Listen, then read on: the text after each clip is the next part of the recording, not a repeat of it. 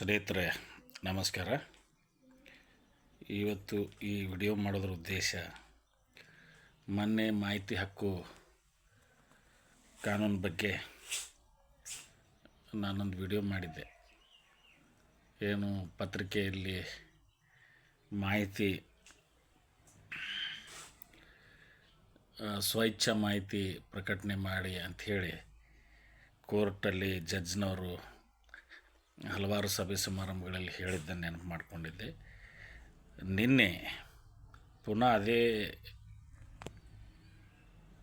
ವಾಕ್ಯವನ್ನು, ಅದೇ ಡೈಲಾಗನ್ನು ಮತ್ತೆ ಈಗ ಕಲಬುರಗಿ ಮಾಹಿತಿ ಆಯೋಗದ ಕಲಬುರಗಿ ಪೀಠದ ಆಯುಕ್ತರು ಶ್ರೀ ವೆಂಕಟ್ ಸಿಂಗ್ ಅಂತಕ್ಕಂಥ ಒಬ್ಬರು ಹೊಸ ಆಯುಕ್ತರು ಅದನ್ನೇ ಪುನರುಚ್ಚರಿಸಿದ್ದಾರೆ.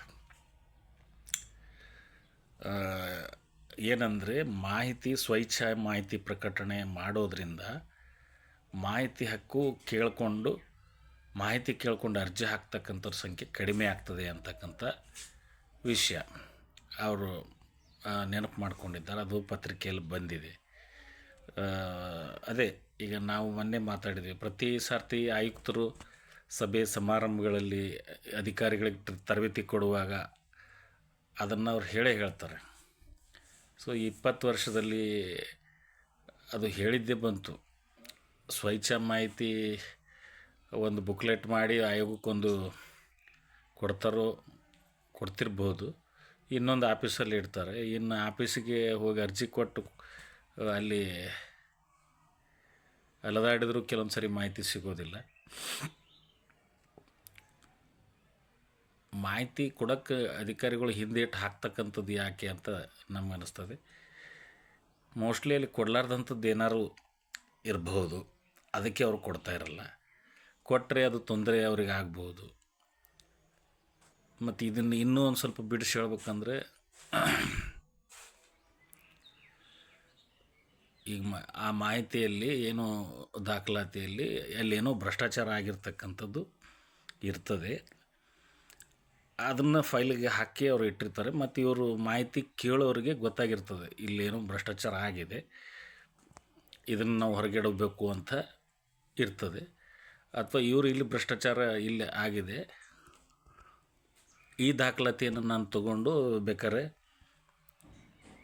ಈಗ ಇವರು ಒಂದು ತಪ್ಪು ಮಾಡಿರ್ತಾರಲ್ಲ, ಯಾರು ಆಫೀಸವರು, ಆ ದಾಖಲಾತಿ ತಗೊಂಡು ಅವ್ರಿಗೆ ತೋರಿಸಿ ಒಂದು ಬೆದರಿಸ್ತಕ್ಕಂಥದ್ದು, ಅದ್ರ ಮೂಲಕ ತಮ್ಮದೇನಾದರೂ ಇನ್ನೊಂದೇನೋ ತಪ್ಪು ಕೆಲಸ ಇದ್ದರೆ ಅದನ್ನು ಸಾಧನೆ ಮಾಡಿಕೊಳ್ಳಿಕ್ಕೆ ಅಥವಾ ಬೇರೆ ಇನ್ನೇನೋ ಬೇಡಿಕೆಗಳು ಅಲ್ಲಿ ಇರ್ತಾವರು, ಅದನ್ನ ಈಡೇರಿಸ್ಕೊಳ್ಳಿಕ್ಕೆ ಅದು ಯೂಸ್ ಆಗ್ತಕ್ಕಂಥದ್ದು ನೋಡ್ತಾ ಇದ್ದೀವಿ. ಮತ್ತು ಇನ್ನೊಂದು ಈ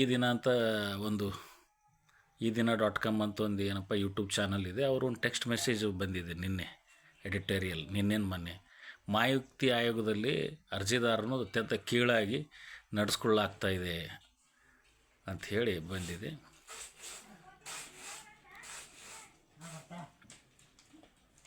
ಅದು ಕೂಡ ಸತ್ಯವೇ.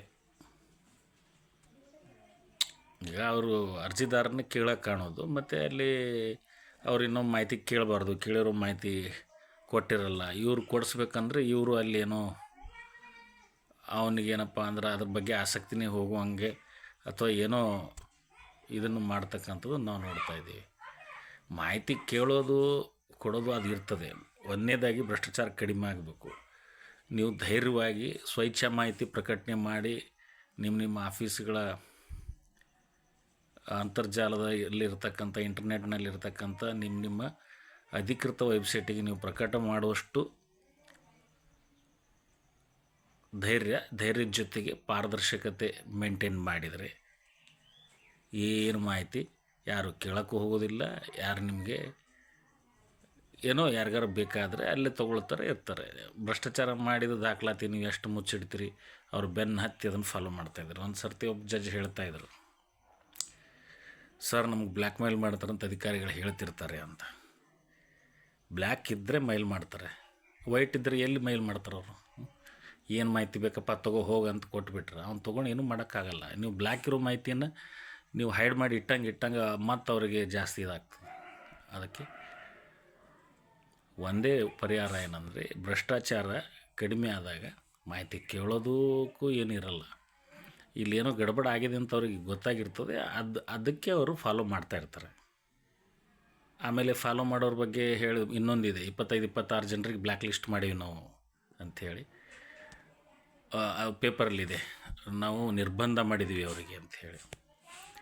ಇರ್ಬೋದು, ಅವ್ರಿಗೆ ನಿರ್ಬಂಧ ಮಾಡೋದಕ್ಕಿಂತ ಅವ್ರನ್ನೊಂದು ನನಗೆ ತಿಳಿದ ಮಟ್ಟಿಗೆ ಈಗ ಅವ್ರಿಗೇನು ಸ್ವಲ್ಪ ಓದಕ್ಕೆ ಬರೆಯೋಕ್ಕೆ ಬರ್ತದೆ, ಒಂದಷ್ಟು ಆಫೀಷಿಯಲ್ ನಾಲೆಜ್ ಇರ್ತದೆ. ಕೆಲಸ ಅಂತೂ ಏನೂ ಸರ್ಕಾರದವರು ಸೃಷ್ಟಿ ಮಾಡ್ತಾಯಿಲ್ಲ. ಅವ್ರಿಗೆ ಜೀವನೋಪಾಯ ಎಲ್ಲಿಂದ ಯಾವುದೋ ಒಂದು ಪಂಚಾಯತು ಯಾವುದೋ ಒಂದು ಆಫೀಸ್ನವರು ಏನು ಕರೆಕ್ಟಾಗಿ ಕೆಲಸ ಮಾಡಬೇಕು ಮಾಡಿದರೆ ಅವರು ಕಾರ್ಯವ್ಯಾಪ್ತಿ ಆ ಏರಿಯಾದಲ್ಲಿ ಎಲ್ಲ ಕೆಲಸಗಳು ಕರೆಕ್ಟೇ ಆಗ್ತದೆ. ಅವ್ರು ಕರೆಕ್ಟ್ ಮಾಡೋದಿಲ್ಲ. ಮತ್ತು ಈಗ ಮಾಹಿತಿ ಈಗ ಕೇಳೋರಿಗೆ ಬ್ಲ್ಯಾಕ್ ಮೇಲರ್ಸು ಮತ್ತು ಹೊಟ್ಟೆಪಾಡಿನವರು ಕೆಲವೊಂದು ಜಜಸ್ ಓಪನ್ ಆಗಿ ಹೇಳ್ತಕ್ಕಂಥದ್ದು ನಾವು ಕೇಳಿದ್ದೀವಿ. ಈ ಒಂದು ಯಾವುದೋ ಸಂದರ್ಭದಲ್ಲಿ ನಾನು ಒಬ್ಬ ಜಡ್ಜ್ ಜೊತೆ ಭಾಳ ಜಗಳಾಡಿ ಭಾಳ ವ್ಯತಿರೇಕಕ್ಕೆ ಹೋಗಿತ್ತು. ಆ ಜಡ್ಜ್ಗೂ ನನಗೂ ಯಾವುದೋ ನನಗೂ ಅಂಥದ್ದೇನಿಲ್ಲ. ನಾನು ಅವಾಗ ಒಂದು 4-6 ಅರ್ಜಿ ಹಾಕ್ಕೊಂಡಿದ್ದೆ. ನನಗೊಂದು ಸಮಸ್ಯೆ ಆಗಿತ್ತು. ನಾವು ಫುಲ್ ಟೈಮ್ ಈಗ 20 ವರ್ಷದಲ್ಲಿ ಸ್ಟಾರ್ಟಿಂಗಲ್ಲಿ ಭಾಳ ಆಸಕ್ತಿ ಇತ್ತು. ಆಮೇಲೆ ನಮಗೂ ಹೊಂಟೋಯ್ತು, ಇದರಿಂದ ಏನು ಉಪಯೋಗ ಇಲ್ಲ ಅಂತ ಗೊತ್ತಾಯಿತು. ನಾವು ಎಷ್ಟು ಮಾಹಿತಿ ಕಲೆಕ್ಟ್ ಮಾಡಿ ಕೋರ್ಟಲ್ಲಿ ಕೊಟ್ಟರೆ ಅದು ದೊಡ್ಡ ಕಥೆ ಆಯ್ತು. ಆಮೇಲೆ ಕೊಡಲಾರ್ದು ಮಾಹಿತಿ ವರ್ಷಗಟ್ಟಲೆ ಕೋರ್ಟಿಗೆ ತಿರುಗಾಡಿ ತಂದು ನಮ್ಮ ವಕೀಲರಿಗೆ ನಾನು ಕೊಟ್ಟು ವಕೀಲರನ್ನೇ ಖರೀದಿ ಮಾಡಿದ್ರು ಅವ್ರ ಆಫೀಸ್ನವರು. ನಾನು ವರ್ಷಗಟ್ಟಲೆ ಮಾಡಿ ವಕೀಲಿಗೆ ಕೊಟ್ಟ ಮೇಲೆ ವಕೀಲನೂ ಕೈ ಎತ್ತಿದ, ಹಂಗಾಯ್ತು ಅಂತ ಕೇಸ್ ಬಿತ್ತು ಅಂತ ಬೀಳಿಸಿದ. ಈ ಕೇಸು ನನ್ನ ಕಡೆಯಿಂದ ದುಡ್ಡು ತೊಗೊಂಡಿದ್ದ ವಕೀಲ. ಮತ್ತು ಇವರು ಮಾಹಿತಿ ಕೊಟ್ಟ ಅಧಿಕಾರಿಗಳು ಅವನಿಗೂ ದುಡ್ಡು ಕೊಟ್ಟರು, ನನಗೂ ಮಾಹಿತಿ ಕೊಟ್ಟರು. ಆಯ್ತಲ್ಲ, ಮತ್ತು ಕೇಸೇ ಹೋಯ್ತು. 5 ವರ್ಷ ಟೈಮ್ ಪಾಸ್ ಮಾಡಿ ಆಮೇಲೆ ಹೇಳ್ದವ, ಇಲ್ಲ ಕೇಸು ಇದಾಗಿಲ್ಲ, ವಜಾ ಆಯಿತು, ಹಂಗಾಯಿತು ಅಂತ. ಸರ್, ಆ ಕಾಗದ ಪತ್ರ ಕೊಡ್ರಿ, ನಾನು ಬೇರೆ ವಕೀಲರಿಗೆ ಹಿಡ್ಕೊಳ್ತೀನಿ ಅಂದರೆ, ಇಲ್ಲ ಡಾಕ್ಯುಮೆಂಟ್ಸ್ ನಿಮ್ಮ ಹತ್ರ ಇಲ್ಲ ಏನ್ರಿ ಜೆರಾಕ್ಸು, ನಾನು ಅಲ್ಲಿ ಕೊಟ್ಟಿನಿ ಇಲ್ಲಿ ಕೊಟ್ಟಿನಿ ಹೇಳಿ ಅವನು ಜಾರ್ಕೊಂಡ. ಅಂದರೆ ಭ್ರಷ್ಟಾಚಾರ ಅಂದರೆ ಒಂದು ಬೇಸಿಕ್ ಆಫೀಸಲ್ಲಿ ಒಂದು ಕಡೆ ಆಗ್ತಾಯಿದೆ, ಅದು ತೊಗೊಂಡೋಗಿ ಇನ್ನೊಂದು ಸ್ಟೇಜಿಗೆ, ಇನ್ನೊಂದು ಪ್ರಾಧಿಕಾರಕ್ಕೂ, ಇನ್ನೊಂದು ನ್ಯಾಯಾಧಿಕರಣಕ್ಕೂ ನಾವು ಹಾಕುವಾಗ ಅಲ್ಲೂ ಭ್ರಷ್ಟಾಚಾರ ಇದೆ. ಈಗ ನಾವೆಲ್ಲ ವಕಾಲತ್ತು ಓದಿದವರು ನಮಗೂ ಅನ್ನಿಸ್ತದೆ. ಈಗ ಎಲ್ಲೊಂದು ಕಡೆ ದುಡ್ಡಿಗೆ ಎಲ್ಲ ಪ್ರೊಫೆಷ್ನಲ್ಸು ಒಂದು ಭ್ರಷ್ಟಾಚಾರಕ್ಕೆ ಇದಾಗ್ತಾ ಇದೆ ಅಂತ ಅನ್ನಿಸ್ತದೆ. ಮತ್ತು ನಾನು ಬೇರೆ ವಕೀಲರಿಗೆ ಅವ್ರ ಬಗ್ಗೆ ಹೇಳಿದೆ, ಈಗ ನನಗೇನು ಮಾಡಂತೀರಿ ಅಂತ ಕೇಳಿದರು ಅವರು. ಆಮೇಲೆ ನಾನು ಬಾರ್ ಅಸೋಸಿಯೇಷನ್ಗೆ ಕಂಪ್ಲೇಂಟ್ ಹಾಕಿದೆ. ಬಾರ್ ಅಸೋಸಿಯೇಷನ್ನವರು ನನಗೊಂದು ಫಾರ್ಮ್ ಕಳಿಸಿದ್ರು, ಈ ಥರ ನಿಮ್ಮದು ನಡೆಯೋಂಗಿಲ್ಲ, ಈ ಫಾರ್ಮ್ ತುಂಬಿ $1,000 DD ಫೀಸ್ ಕಟ್ಟಿರಿ, ನಾವು ಅವರು ನಿಮ್ಮನ್ನು ಕರೆದು ಎನ್ಕ್ವೈರಿ ಮಾಡ್ತೀವಿ ಅಂತ. ಅವರು ಎಲ್ಲ ಚೆಕ್ ಲಿಸ್ಟಲ್ಲಿ ಕೇಳಿದರು, ನೀನು ಎಷ್ಟು ದುಡ್ಡು ಕೊಟ್ಟಿದ್ರಿ, ಏನು ಕೇಸು, ಎಷ್ಟು ಡಾಕ್ಯುಮೆಂಟು. ನಾನೊಬ್ಬ ಲಾ ಗ್ರ್ಯಾಜುಯೇಟ್ ಲಾಯರಾಗೆ ಹೇಳ್ತಾ ಇದ್ದೀನಿ, ಇದು ಭ್ರಷ್ಟಾಚಾರ ಇದು ಸಣ್ಣದಿಲ್ಲ. ಈಗ ನನ್ನ ಕಡೆ ಅವರಿಗೆ ಬಾರ್ ಅಸೋಸಿಯೇಷನ್ ಇವ್ರು ಕೊಡೋಕ್ಕೇನೂ ಇರಲಿಲ್ಲ. ಈಗ ಒಬ್ಬ ಸೀನಿಯರ್ ಲಾಯರ್ಗೂ ಎದುರು ಹಾಕ್ಕೊಂಡು ಕುಸ್ತಿ ಮಾಡೋಷ್ಟು ಇದೂ ಶಕ್ತಿನೂ ನನಗಿರಲಿಲ್ಲ. ಇದು 15 ವರ್ಷದ ಹಿಂದಿನ ಮಾತು. ಮತ್ತು ಅದೇ ಮಾಹಿತಿ ಕೇಳ್ಕೊಂಡು ಇನ್ನೊಂದು 2 ವರ್ಷ ಆಯೋಗಕ್ಕೆ ಆಯಾ ಆಫೀಸ್ಗಳಿಗೆ ಹೋಗೋಕ್ಕೂ ದಾರಿ ಇರಲಿಲ್ಲ ನನಗೆ. ಇದೆಲ್ಲ ನೋಡಿದ್ರೆ ಏನು ಅನ್ನಿಸ್ತದೆ ಅಂದರೆ, ನಮ್ಮನ್ನು ಯಾರೂ ಹಾಳು ಮಾಡ್ತಾಯಿಲ್ಲ, ನಾವೇ ಹಾಳು ಮಾಡ್ಕೋತಾ ಇದ್ದೀವಿ. ಅವ್ರ ಕಾಲ ಮೇಲೆ ನಾವು ಕಲ್ಲು ಹಾಕೋದು, ನಮ್ಮ ಕಾಲ ಮೇಲೆ ಅವ್ರು ಹಾಕೋದು, ಯಾರಿಗೆ ಸವಲತ್ತು ಸಿಕ್ಕಿದೆ ಅವ್ರು ಓಡಾಡ್ಸ್ಕೊಂಡು ಹೋಗೋದು, ಇದು ನಡೀತಾನೆ ಇದೆ. ಜಂಜಿ ಅಂಥೇಳಿ ಪೇಪರ್ನಾಗ ನೋಡ್ತಾ ಇದ್ದೀವಿ. ನೇಪಾಳದಂಥ ಪರಿಸ್ಥಿತಿ ಬಂದರೂ ಬರ್ಬೋದು. ರಸ್ತೆ ಮೇಲೆ ನೀರಾಗೆ ನಾಲೆಗೆ ಹಾಕಿ ನಿಮಗೆ ಬೆಂಡೆತ್ತ ದಿನ ಭಾಳ ದೂರ ಏನು ಇಲ್ಲ ಅಂತ ನಮ್ಗೆ ಅನ್ನಿಸ್ತಾ ಇದೆ. ಬರ್ಬೋದು. ಈಗ ಅದು ಆ ಥರ ಸಿಟ್ಟಿನ ಮಾತು ಬೇಡ ಅಂತ ಅನಿಸ್ತದೆ. ಈಗ ಮಾಹಿತಿ ಆಯೋಗ, ಸರ್ಕಾರ ಮಾಹಿತಿಯನ್ನು ನೀವು ವೆಬ್ಸೈಟಿಗೆ ಹಾಕಿಸಿ, 1 ತಿಂಗಳು 12 ತಿಂಗಳು ಇರ್ತವೆ ಒಂದು ವರ್ಷದಲ್ಲಿ. 1 ತಿಂಗಳು ಕಂಪ್ಲೀಟ್ ಆಗಿರೋ ಕೆಲಸದ ಮಾಹಿತಿ ಒಂದು 30 ತಾರೀಕು 31 ತಾರೀಕು ಅದು ಹಾಕ್ಸ್ಬಿಟ್ಟು ಇಡೀ ಆರ್ಥಿಕ ವರ್ಷ ಆಗೋವರೆಗೆ ಅದನ್ನು ಇಡ್ರಿ. ನೆಕ್ಸ್ಟ್ ಮಂತದ್ದು ಅಲ್ಲೇ ಅಪ್ಲೋಡ್ ಮಾಡಿರಿ. ಇನ್ನೊಂದು ವರ್ಷ ಇಡ್ರಿ, ಒಂದು 3 ವರ್ಷ ಬೇಕಾದ್ರೆ ನೋಡ್ತಾರೆ ಮಾಹಿತಿ. ಆಮೇಲೆ ಅದನ್ನು ತೆಗೆದು ಡಿಲೀಟ್ ಮಾಡಿರಿ. ಹಾರ್ಡ್ ಕಾಪಿ ನಿಮ್ಮ ಹತ್ರ ಇಟ್ಕೊಡ್ರಿ. ಆಮೇಲೆ ಈ ಮಾಹಿತಿ ಆಯೋಗ, ಮಾಹಿತಿ ಹಕ್ಕು ಅಂತಂದ್ರೆ ನಮ್ಗೆ ತುಂಬ ಬೇಸರ ಆಗ್ತದೆ. ಯಾಕೆಂದರೆ ಇಂಥ ಕಹಿ ಘಟನೆಗಳು ನಮ್ಮ ಜೊತೆ ಬಹಳ ಇದೆ. ಬಹುಶಃ ಈ ಎಲ್ಲ ಇದು ಮಾಡಿಕೊಳ್ಳೋದಕ್ಕಿಂತ ಬಿಟ್ಟು ನಾವು ಭ್ರಷ್ಟಾಚಾರಿಗಳ ಜೊತೆ ಮಿಂಗಲ್ ಆಗಿದ್ದರೆ ಬಹುಶಃ ಆರಾಮಾಗಿರ್ತಿದ್ವೇನೋ ಅಂತ ಒಂದೊಂದು ಸರಿ ಅನ್ನಿಸ್ತದೆ. ಬಿರಲಿ, ಎಲ್ಲದಕ್ಕೂ ಒಂದು ಟೈಮ್ ಇರ್ತದೆ. ಆಗಲಿ, ಮಾಹಿತಿ ಸ್ವಇಚ್ಛೆ ಮಾಹಿತಿ ಕೊಡಿಸ್ರಿ. ಮಾಹಿತಿ ಕೇಳೋಕ್ಕೆ ಮತ್ತು ಯಾರು ಅರ್ಜಿ ಹಾಕ್ಕೊಂಡು ಅಲ್ಲಿ ಇರ್ತಾರೆ ನಿಮಗೆ? ಯಾರೂ ಬರಲ್ಲ. ಸ್ವಇಚ್ಛಾ ಮಾಹಿತಿ ನೀವು ಸ್ವಚ್ಛವಾಗಿ ಪಾರದರ್ಶಕವಾಗಿ ಕೆಲಸ ಮಾಡಿ ಅಲ್ಲಿ ಪ್ರಕಟ ಮಾಡಿದ್ರೆ ಮುಗೀತು. ಮತ್ತು ಇನ್ನೇನು ಮಾಹಿತಿ ಕೇಳ್ತಾನೆ, ಅಲ್ಲೇ ಅದನ್ನು ನೋಡ್ಕೊ ಹೋಗಪ್ಪ ಅಂತ ಹೇಳಿಬಿಟ್ರೆ ಮುಗೀತು ಅಲ್ಲಿಗೆ.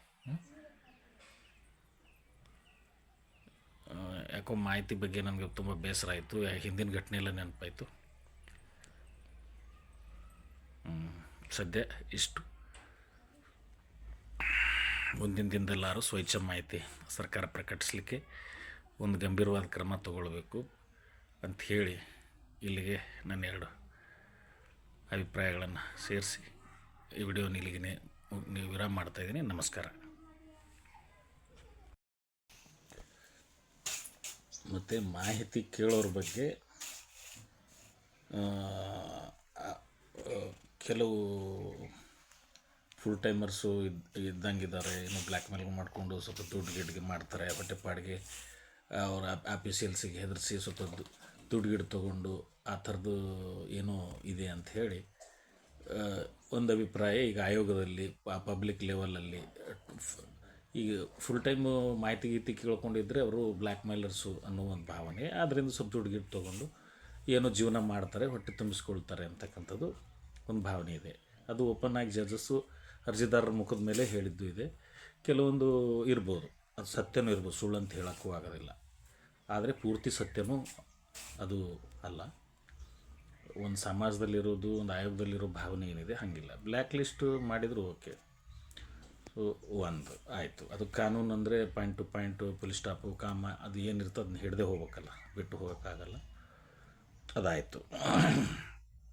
ಸೊ ಇವರೆಲ್ಲ ಇದ್ದಾರಲ್ಲ, ಈ ಬ್ಲ್ಯಾಕ್ ಮೇಲರ್ಸು, ಈ ಥರ ಪೈರಿ ಮಾಡೋರು, ಈ ಥರ ಏನು ಇದಾರಲ್ಲ, ಇವ್ರನ್ನ ಮಾನಿಟ್ರ್ ಮಾಡೋಕ್ಕೆ ಏನಾರೋ ಒಂದು ಮಷಿನರಿ ಇರ್ಬೋದಲ್ಲ. ಫಾರ್ ಎಕ್ಸಾಂಪಲ್ಲು, ಅವನು ಕೂಡ ಏನು ಆಕಾಶದಿಂದ ಬಂದಿರಲ್ಲ, ಪಾಕಿಸ್ತಾನದಿಂದ ಬಂದು ತೊಂದರೆ ಕೊಡೋಕ್ಕೇನು ಬಂದಿರಲ್ಲ. ಅವನು ಇಲ್ಲೇ ಎಲ್ಲೋ ಇರ್ತಾನೆ. ಅಲ್ಲಿರೋರು ಈಗ ನಾವು ಸಾಮಾಜಿಕವಾಗಿ ನೋಡಿದಾಗ ಒಬ್ಬನು ಪಿಕ್ ಪಾಕೆಟ್ ಮಾಡೋನು ಇರ್ತಾನೆ, ಒಂದು ವಿಷಯ. ಒಬ್ಬ ಕಳ್ಳತನ ಮಾಡೋನು ಇರ್ತಾನೆ, ಒಬ್ಬ ರಿಕ್ಷಾ ಆಟೋ ಡ್ರೈವರ್ ಇರ್ತಾನೆ, ಒಬ್ಬನು ಪ್ಯೂನ್ ಇರ್ತಾನೆ, ಒಬ್ಬನು ಪೋಸ್ಟ್ಮ್ಯಾನ್ ಇರ್ತಾನೆ. ಅವ್ರವ್ರಿಗೆ ಒಂದು ಕೆಲಸ ಇದೆ. ಸೊ ಈ ಕಾನೂನಿನಲ್ಲಿ ಅಥವಾ ಸಾಮಾಜಿಕವಾಗಿ ಒಪ್ಪಿತವಲ್ಲದ, ನ್ಯಾಯಸಮ್ಮತ ಅಲ್ಲ ಅಂತಕ್ಕಂಥ ಒಂದು ವ್ಯವಸ್ಥೆ ಎಲ್ಲಿ ಇರ್ತಕ್ಕಂಥದ್ದು. ಫಾರ್ ಒಬ್ಬ ಕಳ್ಳನ್ನು ತೊಗೊಳ್ಳೋಣ, ಒಬ್ಬ ಕೊಲೆಗಡಕನ್ನು ತೊಗೊಳ್ಳೋಣ, ಒಬ್ಬ ರೌಡಿಯನ್ನು ತೊಗೊಳ್ಳೋಣ, ಒಬ್ಬ ಪ್ರಾಸ್ಟಿಟ್ಯೂಟು ಲೇಡಿಯನ್ನು ತೊಗೊಳ್ಳೋಣ. ಈ ಸಮಾಜ, ಈ ಕಾನೂನು ವ್ಯವಸ್ಥೆ ತಪ್ಪು ಅಂತ ನಿರ್ಬಂಧ ಮಾಡಿರೋ ಕೆಲಸ ಅಂತ ಅನ್ನೋಕ್ಕಾಗಲ್ಲ, ಕೃತ್ಯಗಳನ್ನು ಮಾಡಿಕೊಂಡು ಉಪಜೀವನ ಮಾಡ್ತಾ ಇರೋರು ಇದ್ದಾರೆ. ಅವ್ರು ಹಿಂದೆ ಇದ್ದರು, ಇವತ್ತು ಇದ್ದಾರೆ, ಬಹುಶಃ ಮುಂದೆ ಇರಬಾರ್ದು. ಆ ಥರದ್ದು ಜನ, ಆ ಥರದ್ದು ಹೊಟ್ಟೆಪಾಡು, ಆ ಥರದ್ದು ಇದು ಮಾಡ್ಕೊಂಡು ಇರಬಾರ್ದು. ಅದಕ್ಕೆ ನಮ್ಮ ಸರ್ಕಾರಿ ವ್ಯವಸ್ಥೆಯಲ್ಲಿ ಏನಾದ್ರು ವ್ಯವಸ್ಥೆ ಇದೆಯಾ? ಖಂಡಿತ ಇದೆ. ಅದನ್ನು ನಾಳೆ ಏನು ಮಾಡಬೇಕಾಗಿಲ್ಲ. ಅದು ಹಿಂದಿಂದಲೂ ವ್ಯವಸ್ಥೆ, ಹಿಂದಿನ ಟೈಮಿಂದ ಇತ್ತು. ನಮ್ಮ ಸ್ವಾತಂತ್ರ್ಯ ಬಂದ ಮೇಲೆ ಇನ್ನೂ ಸಿಸ್ಟಮೆಟಿಕ್ ಆಗಿ ನಮ್ಮ ಸರ್ಕಾರಗಳು ಅದನ್ನು ಮಾಡ್ತಾ ಬಂದಿದೆ. ಆದರೆ ಅದನ್ನು ಜಾರಿ ಮಾಡುವಲ್ಲಿ ಎಲ್ಲೋ ಒಂದು ಕಡೆ ಎಡವಿದಾಗ, ಒಂದು ಕಡೆ ಸಾಮಾಜಿಕ ಸಂಸ್ಥೆ, ಸಮಾಜ ಅಂತಕ್ಕಂಥ ಒಂದು ಸಂಸ್ಥೆ ಏನಿದೆ, ಆ ಸಂಸ್ಥೆ ಎಲ್ಲೋ ಒಂದು ಕಡೆ ಒಬ್ಬ ಕಳ್ಳ, ಒಬ್ಬ ಪ್ರಾಸ್ಟಿಟ್ಯೂಟು, ಒಬ್ಬ ರೌಡಿ, ಒಬ್ಬ ಮರ್ಡರರು, ಒಬ್ಬ ಮತ್ತೊಬ್ಬ, ಇವರೆಲ್ಲ ಇದ್ದಾರಲ್ಲ, ಇವರೇನು ಮೇಲಿಂದ ಬಂದಿಲ್ಲ. ಇಲ್ಲಿಂದ ಈ ಸಮಾಜದ ಒಂದು ಪ್ರಾಡಕ್ಟೇ ಅವರು. ಈಗ ನೀವೇನು ಬ್ಲ್ಯಾಕ್ ಮೇಲರ್ಸು, ಇವ್ರು ಅರ್ಜಿ ಹಾಕ್ತಾರೆ, ಇವ್ರಿಗೆ ಬ್ಲ್ಯಾಕ್ ಲಿಸ್ಟ್ ಮಾಡ್ತೀವಿ ಅಂತ ಏನು ಹೇಳ್ತಿರಲ್ಲ, ಇವರು ಇಲ್ಲಿಂದೇ ಪ್ರಾಡಕ್ಟು. ಈಗ ಜೈಲಾಗದಾರಲ್ಲ, ಅವರು ತಪ್ಪು ಕೆಲಸ ಮಾಡಿ ಜೈಲಿಗೆ ಹೋಗಿರ್ತಾರೆ. ಅವರು ಇಲ್ಲಿಂದೇ ಪ್ರಾಡಕ್ಟು. ಅವ್ರನ್ನ ಟ್ರೈನಪ್ ಮಾಡೋಕ್ಕೂ ಕೂಡ ಮಷಿನರೀಸ್ ಇದ್ದಾವೆ, ಡಿಪಾರ್ಟ್ಮೆಂಟ್ಸ್ ಇದ್ದಾವೆ, ಸ್ಟಾಫ್ ಇದ್ದಾರೆ. ಅವ್ರಿಗೆ ಸರಿಯಾಗಿ ಸವಲತ್ತು ಕೊಡಿರಿ, ಎಜುಕೇಷನ್ ಕೊಡಿರಿ, ತಿಳುವಳಿಕೆ ಕೊಡಿರಿ, ಜೀವನೋಪಾಯ ಏನಾರು ಕಲ್ಪಿಸ್ಕೊಡ್ರಿ. ಅವ್ರಿಗೂ ಏನು ನಾನು ಕೊಲೆಗಾರ ಆಗ್ಬೇಕು, ನಾನು ಬ್ಲ್ಯಾಕ್ ಮೇಲರ್ ಆಗ್ಬೇಕು, ನಾನು ಪ್ರಾಸ್ಟಿಟ್ಯೂಟ್ ಆಗ್ಬೇಕಂತ ಏನಿರಲ್ಲ. ಅಲ್ಲಿನ ಸನ್ನಿವೇಶ ಹೆಂಗಿರ್ತದಂದ್ರೆ ಅದು ಬಿಟ್ಟು ಮತ್ತೇನೂ ಮಾಡೋಕ್ಕೆ ಸಾಧ್ಯನೇ ಇರಲ್ಲ ಅವ್ರಿಗೆ. ಈಗ ನೀವು ದೊಡ್ಡ ಇದ್ರಾಗ ಕುಂತು ಎ ಸಿ ರೂಮ್ನಾಗ ಕುಂತು ಬಿಡ್ರಿ, ಅದು ಪಾಪ ಒಬ್ಬ ಜಡ್ಜ್ಗೋ, ಒಬ್ಬ ವಕೀಲರಿಗೋ, ಒಬ್ಬ ಯಾರು ಕ್ಲರ್ಕ್ಗೋ, ಒಬ್ಬ ಅಧಿಕಾರಿಗೋ, ಇಡೀ ಸಮಾಜ, ಇಡೀ ದೇಶದ ಜವಾಬ್ದಾರಿ ಕೊಟ್ಟು ನಾನು ಮಾತಾಡ್ತಾ ಇಲ್ಲ. ನಾನು ಹೇಳ್ತಾ ಇರೋದು ಪ್ರೀತಿ ವಿಶ್ವಾಸದಿಂದ ನಡ್ಕೊಳ್ರಿ. ಒಬ್ಬ ಕಳ್ಳ ಸಿಕ್ಕರೆ ಪೊಲೀಸ್ನವರು ಅವ್ರ ಕೆಲಸ ಅವ್ರು ಮಾಡಲಿ, ಅವ್ರು ನಾವೇನು ಹೇಳಲ್ಲ. ಅಲ್ಲಿ ಒಂದು ಮಾನವೀಯತೆ ಒಂದು ಏನೋ ಇರ್ತದೆ. ಅವನಿಗೆ ಜೈಲಿಗೆ ತೊಗೊಂಡೋದ್ಮೇಲೆ ಅವನಿಗೊಂದು ನಿನಗೇನು ಕೆಲಸ ಬರ್ತದೆ ಮಾಡಪ್ಪ ಅಂಥೇಳಿ ಅವನಿಗೆ ಅಲ್ಲಿ ಜೈಲಲ್ಲಿ ಅವನಿಗೆ, ಯಾಕಂದ್ರೆ ಫೈನಲ್ ಅದಾದಮೇಲೆ ಇನ್ನು ಸ್ಮಶಾನಕ್ಕೆ ಅವನು ಜೈಲಾದ್ಮೇಲೆ ಮತ್ತು ಇನ್ನೇಲಿ ಜಾಗ ಇಲ್ಲಲ್ಲ, ಮತ್ತು ಸತ್ರಿನ ಪೀಡಾರಿ ಹೋಯ್ತು. ಜೈಲಲ್ಲಿ ಒಂದು 2 ಜೋಡಿ ಬಟ್ಟೆ, ಒಂದು ಪ್ಲೇಟು, ಒಂದು ಗ್ಲಾಸ್ ಕೊಟ್ಟಿರ್ತಾರೆ. ಅಲ್ಲಿ ಊಟ ಮಾಡೋದು, ಅವ್ನಿಗೆ ಬರೋ ಕೆಲಸ ಮಾಡೋದು. ಎಷ್ಟು ಅವ್ರದ್ದು ಕಾಲಾವಧಿ ಇರ್ತದೆ, ಅದಾದಮೇಲೆ ಅವ್ನು ಬಿಟ್ಬಿಡ್ತಾರೆ, ಮನೆಗೆ ಬಂದುಬಿಡ್ತಾನೆ, ಮುಗೀತು. ಮತ್ತು ಅಲ್ಲಿ ಜೈಲಲ್ಲಿ ನೋಡ್ಕೋಬೇಕಲ್ಲ ಅವನಿಗೆ. ನೀವು ಜೈಲಲ್ಲಿ ನೋಡ್ಕೊಳ್ಳೋಕ್ಕೂ ಕೂಡ ಸರ್ಕಾರಿ ಸಿಸ್ಟಮ್ ಇದೆ ಅಲ್ಲ.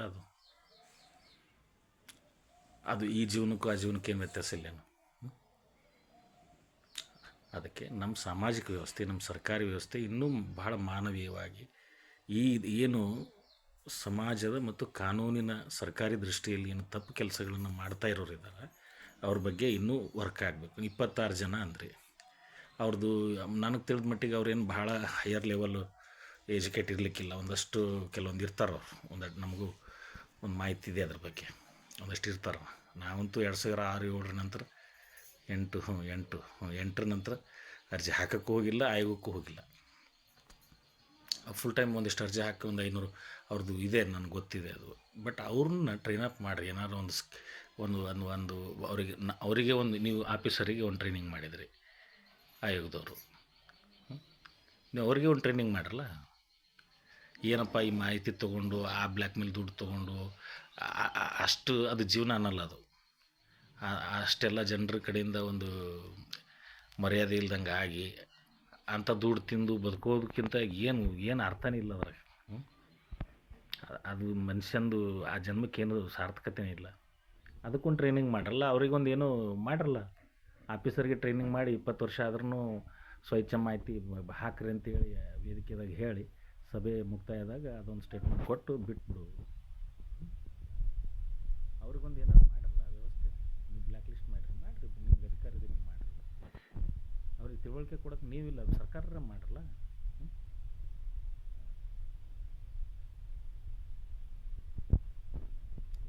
ಅವ್ರು ತಪ್ಪು ಮಾಡ್ತಾಯಿದ್ದಾರೆ. ಇಲ್ಲ, ಆಫೀಸಲ್ಲಿರೋರು ಸತ್ಯ ಹರಿಶ್ಚಂದ್ರ ಇದ್ದಾರೆ. ಆಫೀಸಲ್ಲಿರೋನು ಸತ್ಯ ಹರಿಶ್ಚಂದ್ರ ಇಲ್ಲ. ಅವ್ನು ತಪ್ಪು ಮಾಡ್ತಾಯಿದ್ದಾನೆ ಅಂದರೆ ಸ್ವಂತ ಮಾಡ್ತಾಯಿದ್ದಾನೆ. ಅವ್ನ ಹಿಂದೆ ಎಷ್ಟು ಮಷಿನರಿ ಇದೆ, ಸುಮಾರು ಎಲ್ಲ ಮೆಷಿನರೀಸ್ ಇರ್ತದೆ. ಅವ್ನು ಒಳ್ಳೆ ಕೆಲಸ ಮಾಡೋಕ್ಕೂ ಕೆಲವೊಂದು ಸರಿ ಬಿಡ್ತಿರಲ್ಲ. ಆ ಥರ ಹಿಂದೆ ಮುಂದೆ ವ್ಯವಸ್ಥೆ ಇರ್ತದೆ. ಇದಕ್ಕೆಲ್ಲ ಡೈರೆಕ್ಟ್ಲಿ ಮತ್ತು ನಾವೆಲ್ಲ ಮತದಾರರೇ ಪ್ರಬುದ್ಧ ರಾಜಕಾರಣಿಗಳು ಬರಬೇಕು, ಪ್ರಬುದ್ಧ ಅಧಿಕಾರಿಗಳು ಬರಬೇಕಂದ್ರೆ ಎಲ್ಲರೂ ಎಜುಕೇಟ್ ಆಗಿ ಎಲ್ಲರೂ ಪ್ರಬುದ್ಧರಾದಾಗ ಅದು ಸಾಧ್ಯ ಇದೆ. ಅದೇನು ದೊಡ್ಡ ಮಾತಲ್ಲ. ಈ ಮುಂದುವರೆದ ದೇಶಗಳು ನಾರ್ವೆ ತೊಗೊಳ್ರಿ, ಸ್ವಿಟ್ಜರ್ಲ್ಯಾಂಡ್ ತೊಗೊಳ್ರಿ. ಅಲ್ಲಿ ಮುಂದುವರೆದ ದೇಶದಲ್ಲಿ ಅದೆಲ್ಲ ಸಾಧನೆ ಆಗಿದೆ. ಅದು ಎಲ್ಲ ಶಿಕ್ಷಣ ಆದಾಗ ಅವ್ರದ್ದು ಎಲ್ಲ standard of life, standard of living, ಅವ್ರು 100 ಇಯರ್ಸ್ ತನಕ ಅಲ್ಲಿ ಬದುಕ್ತಾ ಇದ್ದಾರೆ. ನಮ್ಮದೆಷ್ಟು 65 ಹೆಣ್ಮಕ್ಳದು, 62 ಗಂಡಸ್ರದ್ದು ಜೀವಿತಾವಧಿ. ನಾರ್ವೆ ದೇಶದಲ್ಲಿ 95-96 ಗಂಡಸರಿಗೆ, 100 ವರ್ಷ ಹೆಣ್ಮಕ್ಳಿಗೆ ಆಯಸ್ಸು. ಅದೆಲ್ಲ ಇದೆ ಅವ್ರ ಹತ್ರ. ನನ್ನ ಕೈಯಾಗ ಅಧಿಕಾರ ಇದೆ ಅಂತ ಹೇಳಿ ನಾವೆಲ್ಲ ಡೆವಲಪ್ ಕಂಟ್ರಿದವರು. ಇನ್ನು ಡೆವಲಪ್ ಆಗಬೇಕು. ಇನ್ನು ಅಭಿವೃದ್ಧಿ ಹೊಂದುತ್ತಿರುವವರ ದೇಶ ನಮ್ಮದು, ಅಭಿವೃದ್ಧಿ ಹೊಂದಬೇಕು. ಅದಕ್ಕೆ ಇದ್ರ ಬಗ್ಗೆ ಏನೋ ಒಂದು ವ್ಯವಸ್ಥೆ ಆಗಬೇಕು, ಎಲ್ಲರೂ ಪ್ರಬುದ್ಧ ಆಗಬೇಕು ಅಂತಕ್ಕಂಥದ್ದು ನಮಗನಿಸ್ತದೆ. ಈ ಮಾಹಿತಿ ಬಹುಶಃ ಅಫಿಷಿಯಲಿ ಒಂದು ಟ್ರಾನ್ಸ್ಪರೆನ್ಸಿ ಬಂದುಬಿಟ್ರೆ ಒಂದು ಹಂತದ ಆಡಳಿತದಲ್ಲಿ ಒಂದು ಬಿಗು ಬರ್ತದೆ, ಒಂದಷ್ಟು ಎಲ್ಲರಿಗೂ ಸವಲತ್ತುಗಳು ಸಿಗ್ತವೆ ಅಂತಕ್ಕಂಥದ್ದು ನಮ್ಮ ಬಯಕೆ. ಇದಕ್ಕೆ ಸರ್ಕಾರ, ಸಾರ್ವಜನಿಕರು, ಆಯೋಗ ಏನಾದ್ರು ವ್ಯವಸ್ಥೆ ಮಾಡಬೇಕಂತ ಹೇಳಿ ಈ ಮೂಲಕ ಮನವಿ ಮಾಡಿಕೊಂಡು ಇಲ್ಲಿಗೆ ನನ್ನ ಮಾತಿಗೆ ವಿರಾಮ ನೀಡ್ತಾ ಇದ್ದೀನಿ. ನಮಸ್ಕಾರ. ಮತ್ತು 2 ಸರ್ತಿ ವಿಡಿಯೋ ಮುಗ್ಸೋಕ್ಕೆ ಹೋದರೂ ಇನ್ನೂ ಸ್ವಲ್ಪ ಏನೋ ಹೇಳೋದು ಉಳಿದಿದೆ ಅಂತ ಅನ್ನಿಸ್ತಾ ಇದೆ. ಮಾಹಿತಿ ಆಯೋಗದಲ್ಲಿ ಮೊನ್ನೆ ನಾನು ಬೇರೆ ಯಾರೋ ಕರ್ಕೊಂಡು ಹೋಗಿದ್ರು ಬೆಂಗಳೂರಿಗೆ ಹೋದಾಗ, ಬರ್ರಿ ಇನ್ನೊಂದೊಂದು ಡೇಟ್ ಇದೆ, ಹೇರಿಂಗ್ ಹೋಗೋಣ ನಮ್ಮ ಸ್ನೇಹಿತರು. ಸುಮ್ಮನೆ ಹೋಗಿದ್ದೆ ನಾನು. ಈಗ ಅರ್ಜಿದಾರರ ಜೊತೆ ಬೇರೆಯವ್ರು ಹೋಗೋದು ಕೂಡ ಅಪರಾಧ ಅಂತ ಹೇಳಿ ಹೈಕೋರ್ಟ್ ಹೇಳಿದೆ. ಈಗ ಯಾರ್ದು ಇರ್ತದೆ ಅವ್ರು ಹೋಗಬೇಕು. ನಾವು ಅನ್ನೆಸರಿ ಬೇರೆ ಜನ ಎಲ್ಲ ಹೋಗಂಗಿಲ್ಲ. ಈಗ ನಾನು ಆಯೋಗದು ಮೊದಲು MS ಬಿಲ್ಡಿಂಗ್ನಾಗಿತ್ತು, ಆಚೆ ಕಡೆ ಕಟ್ಟಡ ಏನು ಸಪ್ರೇಟ್ ಬಿಲ್ಡಿಂಗ್ ಆಗಿದೆ ಅಂತ ಅನಿಸ್ತದೆ ಬೆಂಗಳೂರಿನಾಗ. ಅಲ್ಲಿ ಹೋಗಿದೆ. ಮೊದಲಿಗಿಂತ ಅಲ್ಲಿ ಸಿಸ್ಟಮ್ ಸ್ವಲ್ಪ ಚೇಂಜ್ ಆಗಿದೆ. ಏನಂದರೆ ಮೊದಲು ಒಂದು ಸ್ವಲ್ಪ ಎಲ್ಲ ಉದಾರವಾದ ಇದಿತ್ತು. ಈಗ ಕಾನೂನು ಸ್ವಲ್ಪ ಸೂಕ್ಷ್ಮ ಆಗಿದೆ ಅದು. ಆಮೇಲೆ ಗನ್ಮೆನ್ ಪೊಲೀಸ್ನವರು ಅಲ್ಲಿ ಒಂದು ಸೆಕ್ಯೂರಿಟಿ ಅರೇಂಜ್ಮೆಂಟ್ ಇರ್ತಕ್ಕಂಥದ್ದು, ಲೇಡಿ ಪೊಲೀಸು, ಜೆಂಟ್ಸ್ ಪೊಲೀಸು ನಾವು ನೋಡಿದೆ. ನಾವು 2005, 6, 7, 8 ಲಾಸ್ಟ್ ಓಡಾಡಿದ್ದು ಆಯೋಗ. ಅದಾದಮೇಲೆ ಇಲ್ಲಿ ಪೊಲೀಸ್ನವರು ಗನ್ಮೆನ್ನು ಯಾರೂ ಇರ್ತಿರಲಿಲ್ಲ. ಅವರೇ ಕಮಿಷ್ನರ್ ಇರ್ತಿದ್ರು. ಅವರೇ ಒಬ್ಬರಿಗೆ ಬೈಯೋದು, ಅವ್ರಿಗೆ ಸಮಾಧಾನ ಮಾಡೋದು, ಆ ಥರ ಇತ್ತದು. ಗನ್ಮೆನ್ ಜೊತೆಗೆ ಈಗ ಆಯೋಗದಲ್ಲಿ ಗನ್ಮೆನ್ನು ಪೊಲೀಸ್ನವರು ಎಲ್ಲ ಸಜ್ಜಿದ್ದಾರೆ. ಸೊ ಇದು ಏನು ತೋರಿದ್ರೆ ನಾವು ಆ ಪ್ರಾರಂಭದಾಗ ಓಡಾಡಾಗ ಏನಿರಲಿಲ್ಲ. ಈಗ ಯಾಕಿದು ಅಂದರೆ ಅಲ್ಲಿ ಆಯೋಗದ ಮೇಲೆ ಕೂಡ ಒತ್ತಡ ಆಗ್ತಾಯಿದೆ. ಅಲ್ಲಿ ಈಗ ಆಯೋಗದವರು ಮಾಡಬೇಕು, ಸರ್ಕಾರದವ್ರು ಮಾಡಬೇಕು ಅಂಥೇಳಿ ಅಂತ ದೊಡ್ಡ ಕಾನೂನೇ ಮಾಡಿಕೊಟ್ಟಿದ್ದಾರೆ. ಜಾರಿ ಮಾಡೋಕ್ಕೆ ಅವರೊಂದು ಹಿಂದೇಟು ಇವರೊಂದು ಹಿಂದೇಟು ಹಾಕಿ ಅದು ಹಿಂದೆ ಬಿದ್ದಿರೋದು. ಈಗ ಯಾರೋ ಒಬ್ಬರ ಮೇಲೆ ನಾವು ಇವರೊಬ್ಬರು ಮಾಡಿದ್ರೆ ಆಗ್ತದೆ, ಅವರೊಬ್ಬರು ಮಾಡಿದ್ರೆ ಆಗ್ತದೆ ಅಂತ ಹಾಗೆಲ್ಲ ಇಲ್ಲ. ನಾವೆಲ್ಲರೂ ವಿಚಾರ ಮಾಡಬೇಕು. ಒಂದು ಒಳ್ಳೆ ಕೆಲಸ ಆದಮೇಲೆ ಆ ಒಳ್ಳೆ ಕೆಲಸದ ಡಾಕ್ಯುಮೆಂಟು ಸಾರ್ವಜನಿಕವಾಗಿ ಪ್ರದರ್ಶನ ಮಾಡಿದರೆ ಮಾಡಿದವ್ರಿಗೆ ಒಂದು ಕೀರ್ತಿ ಬರ್ತದೆ, ಮಾಡಿದವ್ರಿಗೆ ಒಂದು ಒಳ್ಳೆಯ ಹೆಸರು ಬರ್ತದೆ, ಒಂದು ಕ್ರೆಡಿಟ್ ಸಿಗ್ತದೆ ಆ ದಾಖಲಾತಿ ತೋರಿಸಿದರೆ. ಈಗ ತಿರುಗಿ ಕೇಳಿದ್ರೆ ಒಂದು ಒಳ್ಳೆ ಕೆಲಸ ಮಾಡಿರ್ತಕ್ಕಂಥ ಇದಕ್ಕೆ ಆ ಡಾಕ್ಯುಮೆಂಟ್ಸ್ ಹಚ್ಚಿ ಒಂದು ಯಾವುದಾದ್ರು ಅವಾರ್ಡ್ಗೆ ಹಾಕಿರಿ, ಒಂದು ಪ್ರಶಸ್ತಿ ಸಿಗ್ತದೆ ಆ ಕೆಲಸಕ್ಕೆ. ಆದರೆ ಒಂದು ಕೆಲಸ ತುಂಬ ಕರಪ್ಟಾಗಿ, ತುಂಬ ಭ್ರಷ್ಟವಾಗಿ, ಕೆಟ್ಟದಾಗಿ, ಅಲ್ಲೇನೇನೋ ತಪ್ಪು ಮಾಡಿ ಅದರ ಡಾಕ್ಯುಮೆಂಟ್ಸು ಹೊರಗಿಡೋದು ಬಿಡ್ರಿ, ಮುಚ್ಚಿಡೋದು ಕಷ್ಟ ಆಗ್ತದೆ. ಈ ಆಯೋಗದಲ್ಲಿ ಸೆಕ್ಯೂರಿಟಿ ಹೆಚ್ಚಾಗಲಿಕ್ಕೆ ಬಹುಶಃ ಇದೇ ಕಾರಣ ಇರ್ಬೋದು. ಅಲ್ಲಿ ಪಬ್ಲಿಕ್ ಸೈಡ್ನಿಂದ ಏನೋ ಭಾಳ ನಾರ್ಮಲ್ ಆಗಿದ್ದ office, without police, without gunman, without security office movement ಆಗಲಾರ್ದಂಥ ಸನ್ನಿವೇಶ ಸೃಷ್ಟಿಯಾಗಿರೋದು 20 ವರ್ಷದ ನಂತರ ನೋಡಿ ನನಗೆ ಆಶ್ಚರ್ಯ ಆಯ್ತು. ಯಾರೂ ಇರ್ತಾಯಿರಲಿಲ್ಲ. ಈಗೇನು ಎಲ್ಲ ಪೊಲೀಸು ಗನ್ಮೆನ್ನು ಒಂದು ದೊಡ್ಡ ಕ್ರಿಮಿನಲ್ ಕೋರ್ಟು ಇದ್ದಂಗೆ ಅಲ್ಲಿ ಒಂದು ಎಲ್ಲ ವ್ಯವಸ್ಥೆಗಳು ನೋಡಿದ್ವಿ ನಾವು. ಅದಕ್ಕೆ ನನ್ನ ನಗು ಬಂತು. ಏನಪ್ಪ ಅವಾಗ ಯಾರೂ ಇರ್ತಿರಲಿಲ್ಲ, ಈಗೇನು ಇಂಥ ಪರಿ ಎಲ್ಲ ಸೆಕ್ಯೂರಿಟಿ ಇದೆ ಅಂತ ಅನ್ನಿಸ್ತು. ಬಹುಶಃ ಅಂದರೆ ಆಯೋಗದ ಮೇಲೂ ಕೂಡ ಪಬ್ಲಿಕ್ ಸೈಡಿಂದ ಈ ಮಾಹಿತಿ ಸೀಕರ್ಸ್ ಏನಿದ್ದಾರೆ ಇವ್ರ ಕಡೆಯಿಂದ ಇವ್ರು ನಮ್ಗೆ ಕೊಡಿಸ್ತಾ ಇಲ್ಲ, ಇವ್ರು ನಮಗೇನೋ ಅನ್ಯಾಯ ಮಾಡ್ತಾಯಿದ್ದಾರೆ ಅಂಥೇಳಿ ಒಂದು ಭಾವನೆ ಇದೆ. ಸೊ ಆಯೋಗಕ್ಕೂ ಅವ್ರಿಗಿರೋ ಅಧಿಕಾರದಲ್ಲಿ ಅವರು ಪನಿಷ್ಮೆಂಟ್ ಮಾಡ್ಬೋದು, ಪೆನಲ್ಟಿ ಹಾಕ್ಬೋದು, ಸರ್ಕಾರಕ್ಕೆ ರಿಪೋರ್ಟ್ ಮಾಡ್ಬೋದು. ಅವ್ರು ಯಾರೋ PIO ಇದ್ದಾರೆ ಅಥವಾ ಆಫೀಸಿಯಲ್ಸ್ ಇದ್ದಾರೆ, ಅಷ್ಟು ಮಾಡ್ಬೋದು. ಅವರು ಅದನ್ನು ಮಾಡಿದ್ದಾರೆ. ಸುಮಾರು ಅಂಥ ಘಟನೆಗಳು ಸುಮಾರು ಇದೆ ಅವ್ರ ಕಡೆಗಿದೆ. ಸೊ ಅದು ಮಾಡಿದ ಮೇಲೆ ಅದು ಮತ್ತೆ ಇನ್ನೊಂದು ಪ್ರಾಧಿಕಾರಕ್ಕೆ ಹೋಗಿ ಆಗಬೇಕದು. ಇಲ್ಲಿ ಒಂದು ಒತ್ತಡ ಆದಮೇಲೆ ಆ ಪ್ರಾಧಿಕಾರದಲ್ಲಿ ಮತ್ತೆ ಅಲ್ಲೇನಾರು ಇನ್ಫ್ಲೂಯೆನ್ಸ್ ಆದರೆ ಅದು ಮತ್ತೆ ಅಲ್ಲಿ ವರ್ಕ್ ಆಗೋಲ್ಲ. ಈಗ ಸ್ಟಾಪ್ ಅಂತೂ ಇವರು ಚೇಂಜ್ ಆಗ್ತಿರ್ತಾರೆ, ಅಲ್ಲೂ ಚೇಂಜ್ ಆಗ್ತಾಯಿರ್ತಾರೆ. ನೆಕ್ಸ್ಟ್ ಬಂದವರು ಏನು ಸ್ವಲ್ಪ ಇವ್ರು ಯಾರು ಹಠಮಾರಿ ಸ್ವಭಾವದವರು, ಕಾಯುಕ್ತರು ಇದ್ದರೆ ಆ ಥರ ಆರ್ಡ್ರ್ ಮಾಡೋದು ಇದೆ. ಕೆಲವರು ಹೊಂದಾಣಿಕೆಯಿಂದ ಸುಮ್ಮನೆ ಈಚೆ ಕಡೆ ಅರ್ಜಿದಾರರಿಗೂ ಆಚೆ ಕಡೆ ಆಫೀಸ್ನವ್ರಿಗೂ ಆ ಬ್ಯಾಲೆನ್ಸ್ ಮೇಲೆ ಇರೋರು ಇದ್ದಾರೆ. ತುಂಬ ಬೋಲ್ಡಾಗಿ ಆರ್ಡ್ರ್ ಮಾಡಿರೋ ಜಜಸ್ಸು ಇದ್ದಾರೆ. ಇವರು ದನ್ನಂತ ಆರ್ಡ್ರ್ ಮಾಡಿಕೊಟ್ಟ ಮೇಲೆ ಅಲ್ಲಿ ಆ್ಯಕ್ಷನ್ ಆಗಿಬಿಡ್ತದೆ. ಅಲ್ಲಿ ಇನ್ನೊಂದು ಹಂತಕ್ಕೆ ಬೇರೆ ಕೋರ್ಟಿಗೆ ತೊಗೊಂಡು ಅಲ್ಲಿ ಈಗ ಅವ್ರಿಗೆ ಟೀಕೆ ಮಾಡೋಣ ನಾವು. ಇಲ್ಲ ಈಗ ಇವರು ಮಾಹಿತಿ ಆಯೋಗದವರು ಚಂದ ನನಗೆ ಆರ್ಡ್ರ್ ಮಾಡಿಕೊಟ್ಟಿದ್ರು, ಮಾಡಿ ಕೊಡ್ರಿ ಅಂತ ಆರ್ಡ್ರ್ ಮಾಡಿಕೊಟ್ಟಿದ್ರು, ಆಗಿಲ್ಲ ಅಂತ. ಅಥವಾ ಮಾಹಿತಿ ಕೊಡಿಸಿ ನಿನ್ನೆ ಯಾರಿಗೆ ತೋರ್ಸೋಕೆ ತೊಗೊಂಡು ಹೋಗ್ತಾಯಿದ್ರಿ, ಅಲ್ಲಿ ನಿಮ್ಗೆ ನ್ಯಾಯ ಕೊಡಿಸ್ತಾರೆ ಅಂತ ಗ್ಯಾರಂಟಿ ಇದೆಯಾ? ಇಲ್ಲ. ಅದಕ್ಕೆ ನಾನೇ ಉದಾಹರಣೆ. ಯಾಕಂದ್ರೆ ನಾನು ಎಲ್ಲ ಮಾಹಿತಿ ಜಗಳ ಮಾಡಿ ತೊಗೊಂಡೋಗಿ ಅಲ್ಲಿ ಮಾಹಿತಿ ಇನ್ನೊಂದು ಹಂತಕ್ಕೆ ತೊಗೊಂಡೋಗಿದ್ದೆ. ಆ ಮಾಹಿತಿ ತೊಗೊಂಡೋಗಿದ್ದೆ ಅಲ್ಲಿ ಗ್ಯಾಪ್ ಮಾಡಿದ್ರು. ಅದು ಇವತ್ತೇ ಆದರೆ ಮತ್ತು ನಾನು ಏನಾರು ಮಾಡ್ಬೋದು. 5 ವರ್ಷ ಬಿಟ್ಟು ಮಾಡಿದ್ರು, ಅದು ಕೈ ಎತ್ತಿದ್ರು. ಅಂದರೆ ಇಲ್ಲಿ ಆಗ್ತಾ ಇರೋದು ಭ್ರಷ್ಟಾಚಾರ ಅಂದರೆ ಇದೆ. ಯಾರೋ ಒಬ್ರಿಗೂ ಒಂದೇನೋ ಇರ್ತದೆ, ಒಂದು ಯಾವುದೋ ಘೋಟಾಲ, ಒಂದು ಸ್ಕ್ಯಾಮು, ಒಂದು ಹಗರಣ ಇರ್ಬೋದು. ಅದು ಹೊರಗೆ ತೆಗೆದವನಿಗೆ ಒಂದು ಅಪಾಯ. ಅವರು ಅವ್ರು ಏನು ತಪ್ಪು ಮಾಡಿರ್ತಾರಲ್ಲ ಅವ್ರಿಗೊಂದು ದೊಡ್ಡ ಸಮಸ್ಯೆ. ಅವ್ರು ನೋಡೋಕೆ ಒಂದಷ್ಟು ಜನ ಕಾಣ್ತಾರೆ, ಅವ್ರ ಹಿಂದೆ ಪೂರ್ತಿ ದೊಡ್ಡ ಮಷಿನರಿ ಇರ್ತವೆ. ಈಗ ಅವರಿಗೆಲ್ಲ ಶಿಕ್ಷೆ ಕೊಡೋದು ಕಷ್ಟ. ಅದು ಎಲ್ಲರೂ ಪ್ರಬುದ್ಧರಾಗಬೇಕು. ಆದಷ್ಟು ಪ್ರೀತಿ ವಿಶ್ವಾಸದಿಂದ ನಾನು ಹೇಳೋದು, ಯಾರೋ ಆಯೋಗದವರು ಮಾಡಬೇಕು, ಆಯೋಗದವರು ಆರ್ಡ್ರ್ ಮಾಡಿದ್ರೆ ಆಗಿಬಿಡ್ತದೆ, ಆಯೋಗದವ್ರು ಹೇಳಿದರು ಕೊಡ್ತಾರಂತ ಹೇಳೋಕ್ಕಾಗಲ್ಲ. ನನ್ನ ಅನುಭವ ಇದೆ. ಆಯೋಗದವ್ರು ಆರ್ಡ್ರ್ ಕೊಡಲೇಬೇಕು ಅಂತ ಹೇಳಿ ಆರ್ಡ್ರ್ ಮಾಡಿದ್ದು ಆರ್ಡ್ರಸ್ ನನ್ನ ಕಡೆಗಿದೆ. ಆದರೂ ಆಫೀಸರ್ ಕೊಡಲಿಲ್ಲ. ಮತ್ತು ಅದಕ್ಕೆ ನ್ಯಾಯಾಂಗನಿಂದ ಅದೊಂದು ಹಾಕಿದ್ವಿ. ಅದಕ್ಕೂ ಮಿಸ್ ಮಾಡಿ ನಾವು ಆಫೀಸರು. ಸೊ ಇನ್ನೂ ಹೋರಾಟ ಮಾಡಿ ತೊಗೊಂಡ್ವಿ. ಅಲ್ಲಿ ಮತ್ತೊಂದು ಪ್ರಾಧಿಕಾರಕ್ಕೆ ಹಾಕಿದ್ವಿ, ಅಲ್ಲಿ ಬೇರೆ ಥರ ಆಯ್ತು ಅದು. ಅಂದರೆ ಈಗ ಎಲ್ಲೋ ಒಂದು ಕಡೆ ಪ್ರೀತಿ ವಿಶ್ವಾಸ, ಎಲ್ಲರೂ ನಮ್ಮವರಪ್ಪ, ಇಲ್ಲಿ ಇನ್ನೇನು ಜಾತಿ ಧರ್ಮ ಲಿಂಗ ಊರು ಮತ್ತೊಂದು ಊರು ನಮ್ಮೂರವರಲ್ಲ ಹಂಗೇನಿಲ್ಲ. ಎಲ್ಲರೂ ಒಂದು ಏನು ಸರಿಯಾಗಿ ಒಂದು ಫ್ರೆಂಡ್ಲಿ ಆಗಿರ್ತಕ್ಕಂಥ ಒಂದು ವಾತಾವರಣದಲ್ಲಿ ಇದ್ದು ಬಿಟ್ಟರೆ ಏನಾಯ್ತಪ್ಪ ಅಂಥೇಳಿ ಅವ್ರಿಗೊಂದು ಏನೋ ಒಂದು ಬೇಡಿಕೆ ಇರ್ತದೆ. ಬೇಡಿಕೆಗಳು ಹೆಚ್ಚು ಕೋರ್ಟ್ನಾಗ ಬರೋ ಎಲ್ಲ ಹೈಯೆಸ್ಟ್ ಬೇಡಿಕೆ ಇರೋ ಬಂದಿರ್ತಾವಲ್ಲಿ. ಅದಕ್ಕೆ ಇದು ಹೀಗೆ ಇವರೇ ತಪ್ಪಿತಸ್ಥರು, ಇವರೇ ಇದು ಅಂತ ಹೇಳೋದು ಕಷ್ಟ ಆಗ್ತದೆ. ಕೆಲವೊಂದು ಸರಿ ಸಿಟ್ಟು ಬರ್ತದೆ. ಯಾಕೆ ನಮ್ಮ ಕಣ್ಣಿಗೆ ಕಾಣೋರು ಯಾರಿದ್ದಾರೆ ಇವರೇ ತಪ್ಪಿತಸ್ಥರು ಅಂತ ಅನ್ಸಕ್ಕೆ ಹಿಡಿದು ಬಿಡ್ತದೆ. ಬಟ್ ಅದ್ರ ಹಿಂದೂ ಮಷಿನರಿ ಇರ್ತದೆ. ಆ ಮಷಿನರಿ ಈಗ ಒಂದು ಕಾರ್ಯ ಈಗ ಆಗ್ತಾ ಇದೆ ಅಂದರೆ ಅದಕ್ಕೆ ಕಾರಣ ಇರ್ತದೆ.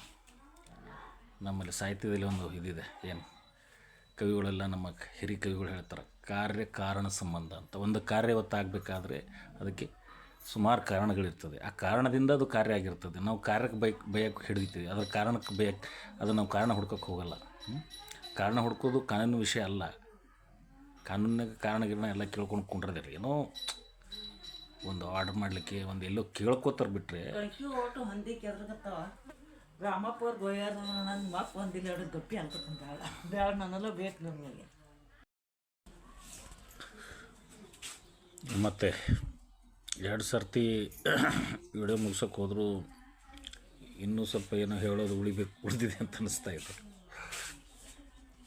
ಮಾಹಿತಿ ಆಯೋಗದಲ್ಲಿ ಮೊನ್ನೆ ನಾನು ಬೇರೆ ಯಾರೋ ಕರ್ಕೊಂಡು ಹೋಗಿದ್ರು ಬೆಂಗಳೂರಿಗೆ ಹೋದಾಗ, ಬರ್ರಿ ಇನ್ನೊಂದೊಂದು ಡೇಟ್ ಇದೆ ಹೇರಿಂಗ್ ಹೋಗೋಣ ನಮ್ಮ ಸ್ನೇಹಿತರು. ಸುಮ್ಮನೆ ಹೋಗಿದ್ದೆ ನಾನು. ಈಗ ಅರ್ಜಿದಾರರ ಜೊತೆ ಬೇರೆಯವ್ರು ಹೋಗೋದು ಕೂಡ ಅಪರಾಧ ಅಂತ ಹೇಳಿ ಹೈಕೋರ್ಟ್ ಹೇಳಿದೆ. ಈಗ ಯಾರ್ದು ಇರ್ತದೆ ಅವ್ರು ಹೋಗಬೇಕು. ನಾವು ಅನ್ನೆಸರಿ ಬೇರೆ ಜನ ಎಲ್ಲ ಹೋಗಂಗಿಲ್ಲ. ಈಗ ನಾನು ಆಯೋಗದು ಮೊದಲು MS ಬಿಲ್ಡಿಂಗ್ನಾಗಿತ್ತು, ಆಚೆ ಕಡೆ ಕಟ್ಟಡ ಏನು ಸಪ್ರೇಟ್ ಬಿಲ್ಡಿಂಗ್ ಆಗಿದೆ ಅಂತ ಅನ್ನಿಸ್ತದೆ ಬೆಂಗಳೂರಿನಾಗ. ಅಲ್ಲಿ ಹೋಗಿದೆ. ಮೊದಲಿಗಿಂತ ಅಲ್ಲಿ ಸಿಸ್ಟಮ್ ಸ್ವಲ್ಪ ಚೇಂಜ್ ಆಗಿದೆ. ಏನಂದರೆ ಮೊದಲು ಒಂದು ಸ್ವಲ್ಪ ಎಲ್ಲ ಉದಾರವಾದ ಇದಿತ್ತು. ಈಗ ಕಾನೂನು ಸ್ವಲ್ಪ ಸೂಕ್ಷ್ಮ ಆಗಿದೆ ಅದು. ಆಮೇಲೆ ಗನ್ಮೆನ್ ಪೊಲೀಸ್ನವರು ಅಲ್ಲಿ ಒಂದು ಸೆಕ್ಯೂರಿಟಿ ಅರೇಂಜ್ಮೆಂಟ್ ಇರ್ತಕ್ಕಂಥದ್ದು, ಲೇಡಿ ಪೊಲೀಸು ಜೆಂಟ್ಸ್ ಪೊಲೀಸು ನಾನು ನೋಡಿದೆ. ನಾವು 2005, 6, 7, 8 ಲಾಸ್ಟ್ ಓಡಾಡಿದ್ದು ಆಯೋಗ. ಅದಾದಮೇಲೆ ಇಲ್ಲಿ ಪೊಲೀಸ್ನವರು ಗನ್ಮೆನ್ನು ಯಾರೂ ಇರ್ತಿರಲಿಲ್ಲ. ಅವರೇ ಕಮಿಷ್ನರ್ ಇರ್ತಿದ್ರು. ಅವರೇ ಒಬ್ಬರಿಗೆ ಬೈಯೋದು, ಅವ್ರಿಗೆ ಸಮಾಧಾನ ಮಾಡೋದು, ಆ ಥರ ಇತ್ತದು. ಗನ್ಮೆನ್ ಜೊತೆಗೆ ಈಗ ಆಯೋಗದಲ್ಲಿ ಗನ್ಮೆನ್ನು ಪೊಲೀಸ್ನವರು ಎಲ್ಲ ಸಜ್ಜಿದ್ದಾರೆ. ಸೊ ಇದು ಏನು ತೋರಿಸಿದ್ರೆ ನಾವು ಪ್ರಾರಂಭದಾಗ ಓಡಾಡಾಗ ಏನಿರಲಿಲ್ಲ. ಈಗ ಯಾಕಿದು ಅಂದರೆ ಅಲ್ಲಿ ಆಯೋಗದ ಮೇಲೆ ಕೂಡ ಒತ್ತಡ ಆಗ್ತಾಯಿದೆ. ಅಲ್ಲಿ ಈಗ ಆಯೋಗದವರು ಮಾಡಬೇಕು, ಸರ್ಕಾರದವ್ರು ಮಾಡಬೇಕು ಅಂಥೇಳಿ ಅಂತ ದೊಡ್ಡ ಕಾನೂನೇ ಮಾಡಿಕೊಟ್ಟಿದ್ದಾರೆ. ಜಾರಿ ಮಾಡೋಕ್ಕೆ ಅವರೊಂದು ಹಿಂದೇಟು ಇವರೊಂದು ಹಿಂದೇಟು ಹಾಕಿ ಅದು ಹಿಂದೆ ಬಿದ್ದಿರೋದು. ಈಗ ಯಾರೋ ಒಬ್ಬರ ಮೇಲೆ ನಾವು ಇವರೊಬ್ಬರು ಮಾಡಿದ್ರೆ ಆಗ್ತದೆ, ಅವರೊಬ್ಬರು ಮಾಡಿದ್ರೆ ಆಗ್ತದೆ ಅಂತ ಹಾಗೆಲ್ಲ ಇಲ್ಲ. ನಾವೆಲ್ಲರೂ ವಿಚಾರ ಮಾಡಬೇಕು. ಒಂದು ಒಳ್ಳೆ ಕೆಲಸ ಆದಮೇಲೆ ಆ ಒಳ್ಳೆ ಕೆಲಸದ ಡಾಕ್ಯುಮೆಂಟು ಸಾರ್ವಜನಿಕವಾಗಿ ಪ್ರದರ್ಶನ ಮಾಡಿದರೆ ಮಾಡಿದವ್ರಿಗೆ ಒಂದು ಕೀರ್ತಿ ಬರ್ತದೆ, ಮಾಡಿದವ್ರಿಗೆ ಒಂದು ಒಳ್ಳೆಯ ಹೆಸರು ಬರ್ತದೆ, ಒಂದು ಕ್ರೆಡಿಟ್ ಸಿಗ್ತದೆ ಆ ದಾಖಲಾತಿ ತೋರಿಸಿದರೆ. ಈಗ ತಿರುಗಿ ಕೇಳಿದ್ರೆ ಒಂದು ಒಳ್ಳೆ ಕೆಲಸ ಮಾಡಿರ್ತಕ್ಕಂಥ ಇದಕ್ಕೆ ಆ ಡಾಕ್ಯುಮೆಂಟ್ಸ್ ಹಚ್ಚಿ ಒಂದು ಯಾವುದಾದ್ರು ಅವಾರ್ಡ್ಗೆ ಹಾಕಿರಿ, ಒಂದು ಪ್ರಶಸ್ತಿ ಸಿಗ್ತದೆ ಆ ಕೆಲಸಕ್ಕೆ. ಆದರೆ ಒಂದು ಕೆಲಸ ತುಂಬ ಕರಪ್ಟಾಗಿ, ತುಂಬ ಭ್ರಷ್ಟವಾಗಿ, ಕೆಟ್ಟದಾಗಿ, ಅಲ್ಲೇನೇನೋ ತಪ್ಪು ಮಾಡಿ ಅದರ ಡಾಕ್ಯುಮೆಂಟ್ಸು ಹೊರಗಿಡೋದು ಬಿಡ್ರಿ, ಮುಚ್ಚಿಡೋದು ಕಷ್ಟ ಆಗ್ತದೆ. ಈ ಆಯೋಗದಲ್ಲಿ ಸೆಕ್ಯೂರಿಟಿ ಹೆಚ್ಚಾಗಲಿಕ್ಕೆ ಬಹುಶಃ ಇದೇ ಕಾರಣ ಇರ್ಬೋದು. ಅಲ್ಲಿ ಪಬ್ಲಿಕ್ ಸೈಡ್ನಿಂದ ಏನೋ ಭಾಳ ನಾರ್ಮಲ್ ಆಗಿದ್ದ office without police without gunman without security office movement ಆಗಲಾರ್ದಂಥ ಸನ್ನಿವೇಶ ಸೃಷ್ಟಿಯಾಗಿರೋದು 20 ವರ್ಷದ ನಂತರ ನನಗೆ ಆಶ್ಚರ್ಯ ಆಯ್ತು. ಯಾರೂ ಇರ್ತಾ ಇರಲಿಲ್ಲ. ಈಗೇನು ಎಲ್ಲ ಪೊಲೀಸು ಗನ್ಮ್ಯಾನು ಒಂದು ದೊಡ್ಡ ಕ್ರಿಮಿನಲ್ ಕೋರ್ಟು ಇದ್ದಂಗೆ ಅಲ್ಲಿ ಒಂದು ಎಲ್ಲ ವ್ಯವಸ್ಥೆಗಳು ನೋಡಿದ್ವಿ ನಾವು. ಅದಕ್ಕೆ ನನ್ನ ನಗು ಬಂತು. ಏನಪ್ಪ ಅವಾಗ ಯಾರೂ ಇರ್ತಿರ್ಲಿಲ್ಲ, ಈಗೇನು ಇಂಥ ಪರಿ ಎಲ್ಲ ಸೆಕ್ಯೂರಿಟಿ ಇದೆ ಅಂತ ಅನ್ನಿಸ್ತು. ಬಹುಶಃ ಅಂದರೆ ಆಯೋಗದ ಮೇಲೂ ಕೂಡ ಪಬ್ಲಿಕ್ ಸೈಡಿಂದ ಈ ಮಾಹಿತಿ ಸೀಕರ್ಸ್ ಏನಿದ್ದಾರೆ ಇವ್ರ ಕಡೆಯಿಂದ ಇವ್ರು ನಮ್ಗೆ ಕೊಡಿಸ್ತಾ ಇಲ್ಲ, ಇವ್ರು ನಮಗೇನೋ ಅನ್ಯಾಯ ಮಾಡ್ತಾಯಿದ್ದಾರೆ ಅಂಥೇಳಿ ಒಂದು ಭಾವನೆ ಇದೆ. ಸೊ ಆಯೋಗಕ್ಕೂ ಅವ್ರಿಗಿರೋ ಅಧಿಕಾರದಲ್ಲಿ ಅವರು ಪನಿಷ್ಮೆಂಟ್ ಮಾಡ್ಬೋದು, ಪೆನಲ್ಟಿ ಹಾಕ್ಬೋದು, ಸರ್ಕಾರಕ್ಕೆ ರಿಪೋರ್ಟ್ ಮಾಡ್ಬೋದು, ಅವ್ರು ಯಾರೋ PIO ಇದ್ದಾರೆ ಅಥವಾ ಆಫೀಸಿಯಲ್ಸ್ ಇದ್ದಾರೆ ಅಷ್ಟು ಮಾಡ್ಬೋದು. ಅವರು ಅದನ್ನು ಮಾಡಿದ್ದಾರೆ. ಸುಮಾರು ಅಂಥ ಘಟನೆಗಳು ಸುಮಾರು ಇದೆ ಅವ್ರ ಕಡೆಗಿದೆ. ಸೊ ಅದು ಮಾಡಿದ ಮೇಲೆ ಅದು ಮತ್ತೆ ಇನ್ನೊಂದು ಪ್ರಾಧಿಕಾರಕ್ಕೆ ಹೋಗಿ ಆಗಬೇಕದು. ಇಲ್ಲಿ ಒಂದು ಒತ್ತಡ ಆದಮೇಲೆ ಆ ಪ್ರಾಧಿಕಾರದಲ್ಲಿ ಮತ್ತೆ ಅಲ್ಲೇನಾರು ಇನ್ಫ್ಲೂಯೆನ್ಸ್ ಆದರೆ ಅದು ಮತ್ತೆ ಅಲ್ಲಿ ವರ್ಕ್ ಆಗೋಲ್ಲ. ಈಗ ಸ್ಟಾಪ್ ಅಂತೂ ಇವರು ಚೇಂಜ್ ಆಗ್ತಿರ್ತಾರೆ, ಅಲ್ಲೂ ಚೇಂಜ್ ಆಗ್ತಾ ಇರ್ತಾರೆ. ನೆಕ್ಸ್ಟ್ ಬಂದವರು ಏನು ಸ್ವಲ್ಪ ಇವ್ರು ಯಾರು ಹಠಮಾರಿ ಸ್ವಭಾವದವರು ಕಾಯುಕ್ತರು ಇದ್ದರೆ ಆ ಥರ ಆರ್ಡ್ರ್ ಮಾಡೋದು ಇದೆ. ಕೆಲವರು ಹೊಂದಾಣಿಕೆಯಿಂದ ಸುಮ್ಮನೆ ಈಚೆ ಕಡೆ ಅರ್ಜಿದಾರರಿಗೂ ಆಚೆ ಕಡೆ ಆಫೀಸ್ನವ್ರಿಗೂ ಆ ಬ್ಯಾಲೆನ್ಸ್ ಮೇಲೆ ಇರೋರು ಇದ್ದಾರೆ. ತುಂಬ ಬೋಲ್ಡಾಗಿ ಆರ್ಡ್ರ್ ಮಾಡಿರೋ ಜಜಸ್ಸು ಇದ್ದಾರೆ. ಇವರು ದನ್ನಂತ ಆರ್ಡ್ರ್ ಮಾಡಿಕೊಟ್ಟ ಮೇಲೆ ಅಲ್ಲಿ ಆ್ಯಕ್ಷನ್ ಆಗಿಬಿಡ್ತದೆ. ಅಲ್ಲಿ ಇನ್ನೊಂದು ಹಂತಕ್ಕೆ ಬೇರೆ ಕೋರ್ಟಿಗೆ ತೊಗೊಂಡು ಅಲ್ಲಿ ಈಗ ಅವ್ರಿಗೆ ಟೀಕೆ ಮಾಡೋಣ ನಾವು. ಇಲ್ಲ ಈಗ ಇವರು ಮಾಹಿತಿ ಆಯೋಗದವ್ರು ಚಂದ ನನಗೆ ಆರ್ಡ್ರ್ ಮಾಡಿಕೊಟ್ಟಿದ್ರು, ಮಾಡಿ ಕೊಡ್ರಿ ಅಂತ ಆರ್ಡ್ರ್ ಮಾಡಿಕೊಟ್ಟಿದ್ರು, ಆಗಿಲ್ಲ ಅಂತ ಅಥವಾ ಮಾಹಿತಿ ಕೊಡಿಸಿ ನಿನ್ನೆ ಯಾರಿಗೆ ತೋರ್ಸೋಕೆ ತೊಗೊಂಡು ಹೋಗ್ತಾಯಿದ್ರಿ, ಅಲ್ಲಿ ನಿಮ್ಗೆ ನ್ಯಾಯ ಕೊಡಿಸ್ತಾರೆ ಅಂತ ಗ್ಯಾರಂಟಿ ಇದೆಯಾ? ಇಲ್ಲ. ಅದಕ್ಕೆ ನಾನೇ ಉದಾಹರಣೆ. ಯಾಕಂದ್ರೆ ನಾನು ಎಲ್ಲ ಮಾಹಿತಿ ಜಗಳ ಮಾಡಿ ತೊಗೊಂಡೋಗಿ ಅಲ್ಲಿ ಮಾಹಿತಿ ಇನ್ನೊಂದು ಹಂತಕ್ಕೆ ತೊಗೊಂಡೋಗಿದ್ದೆ.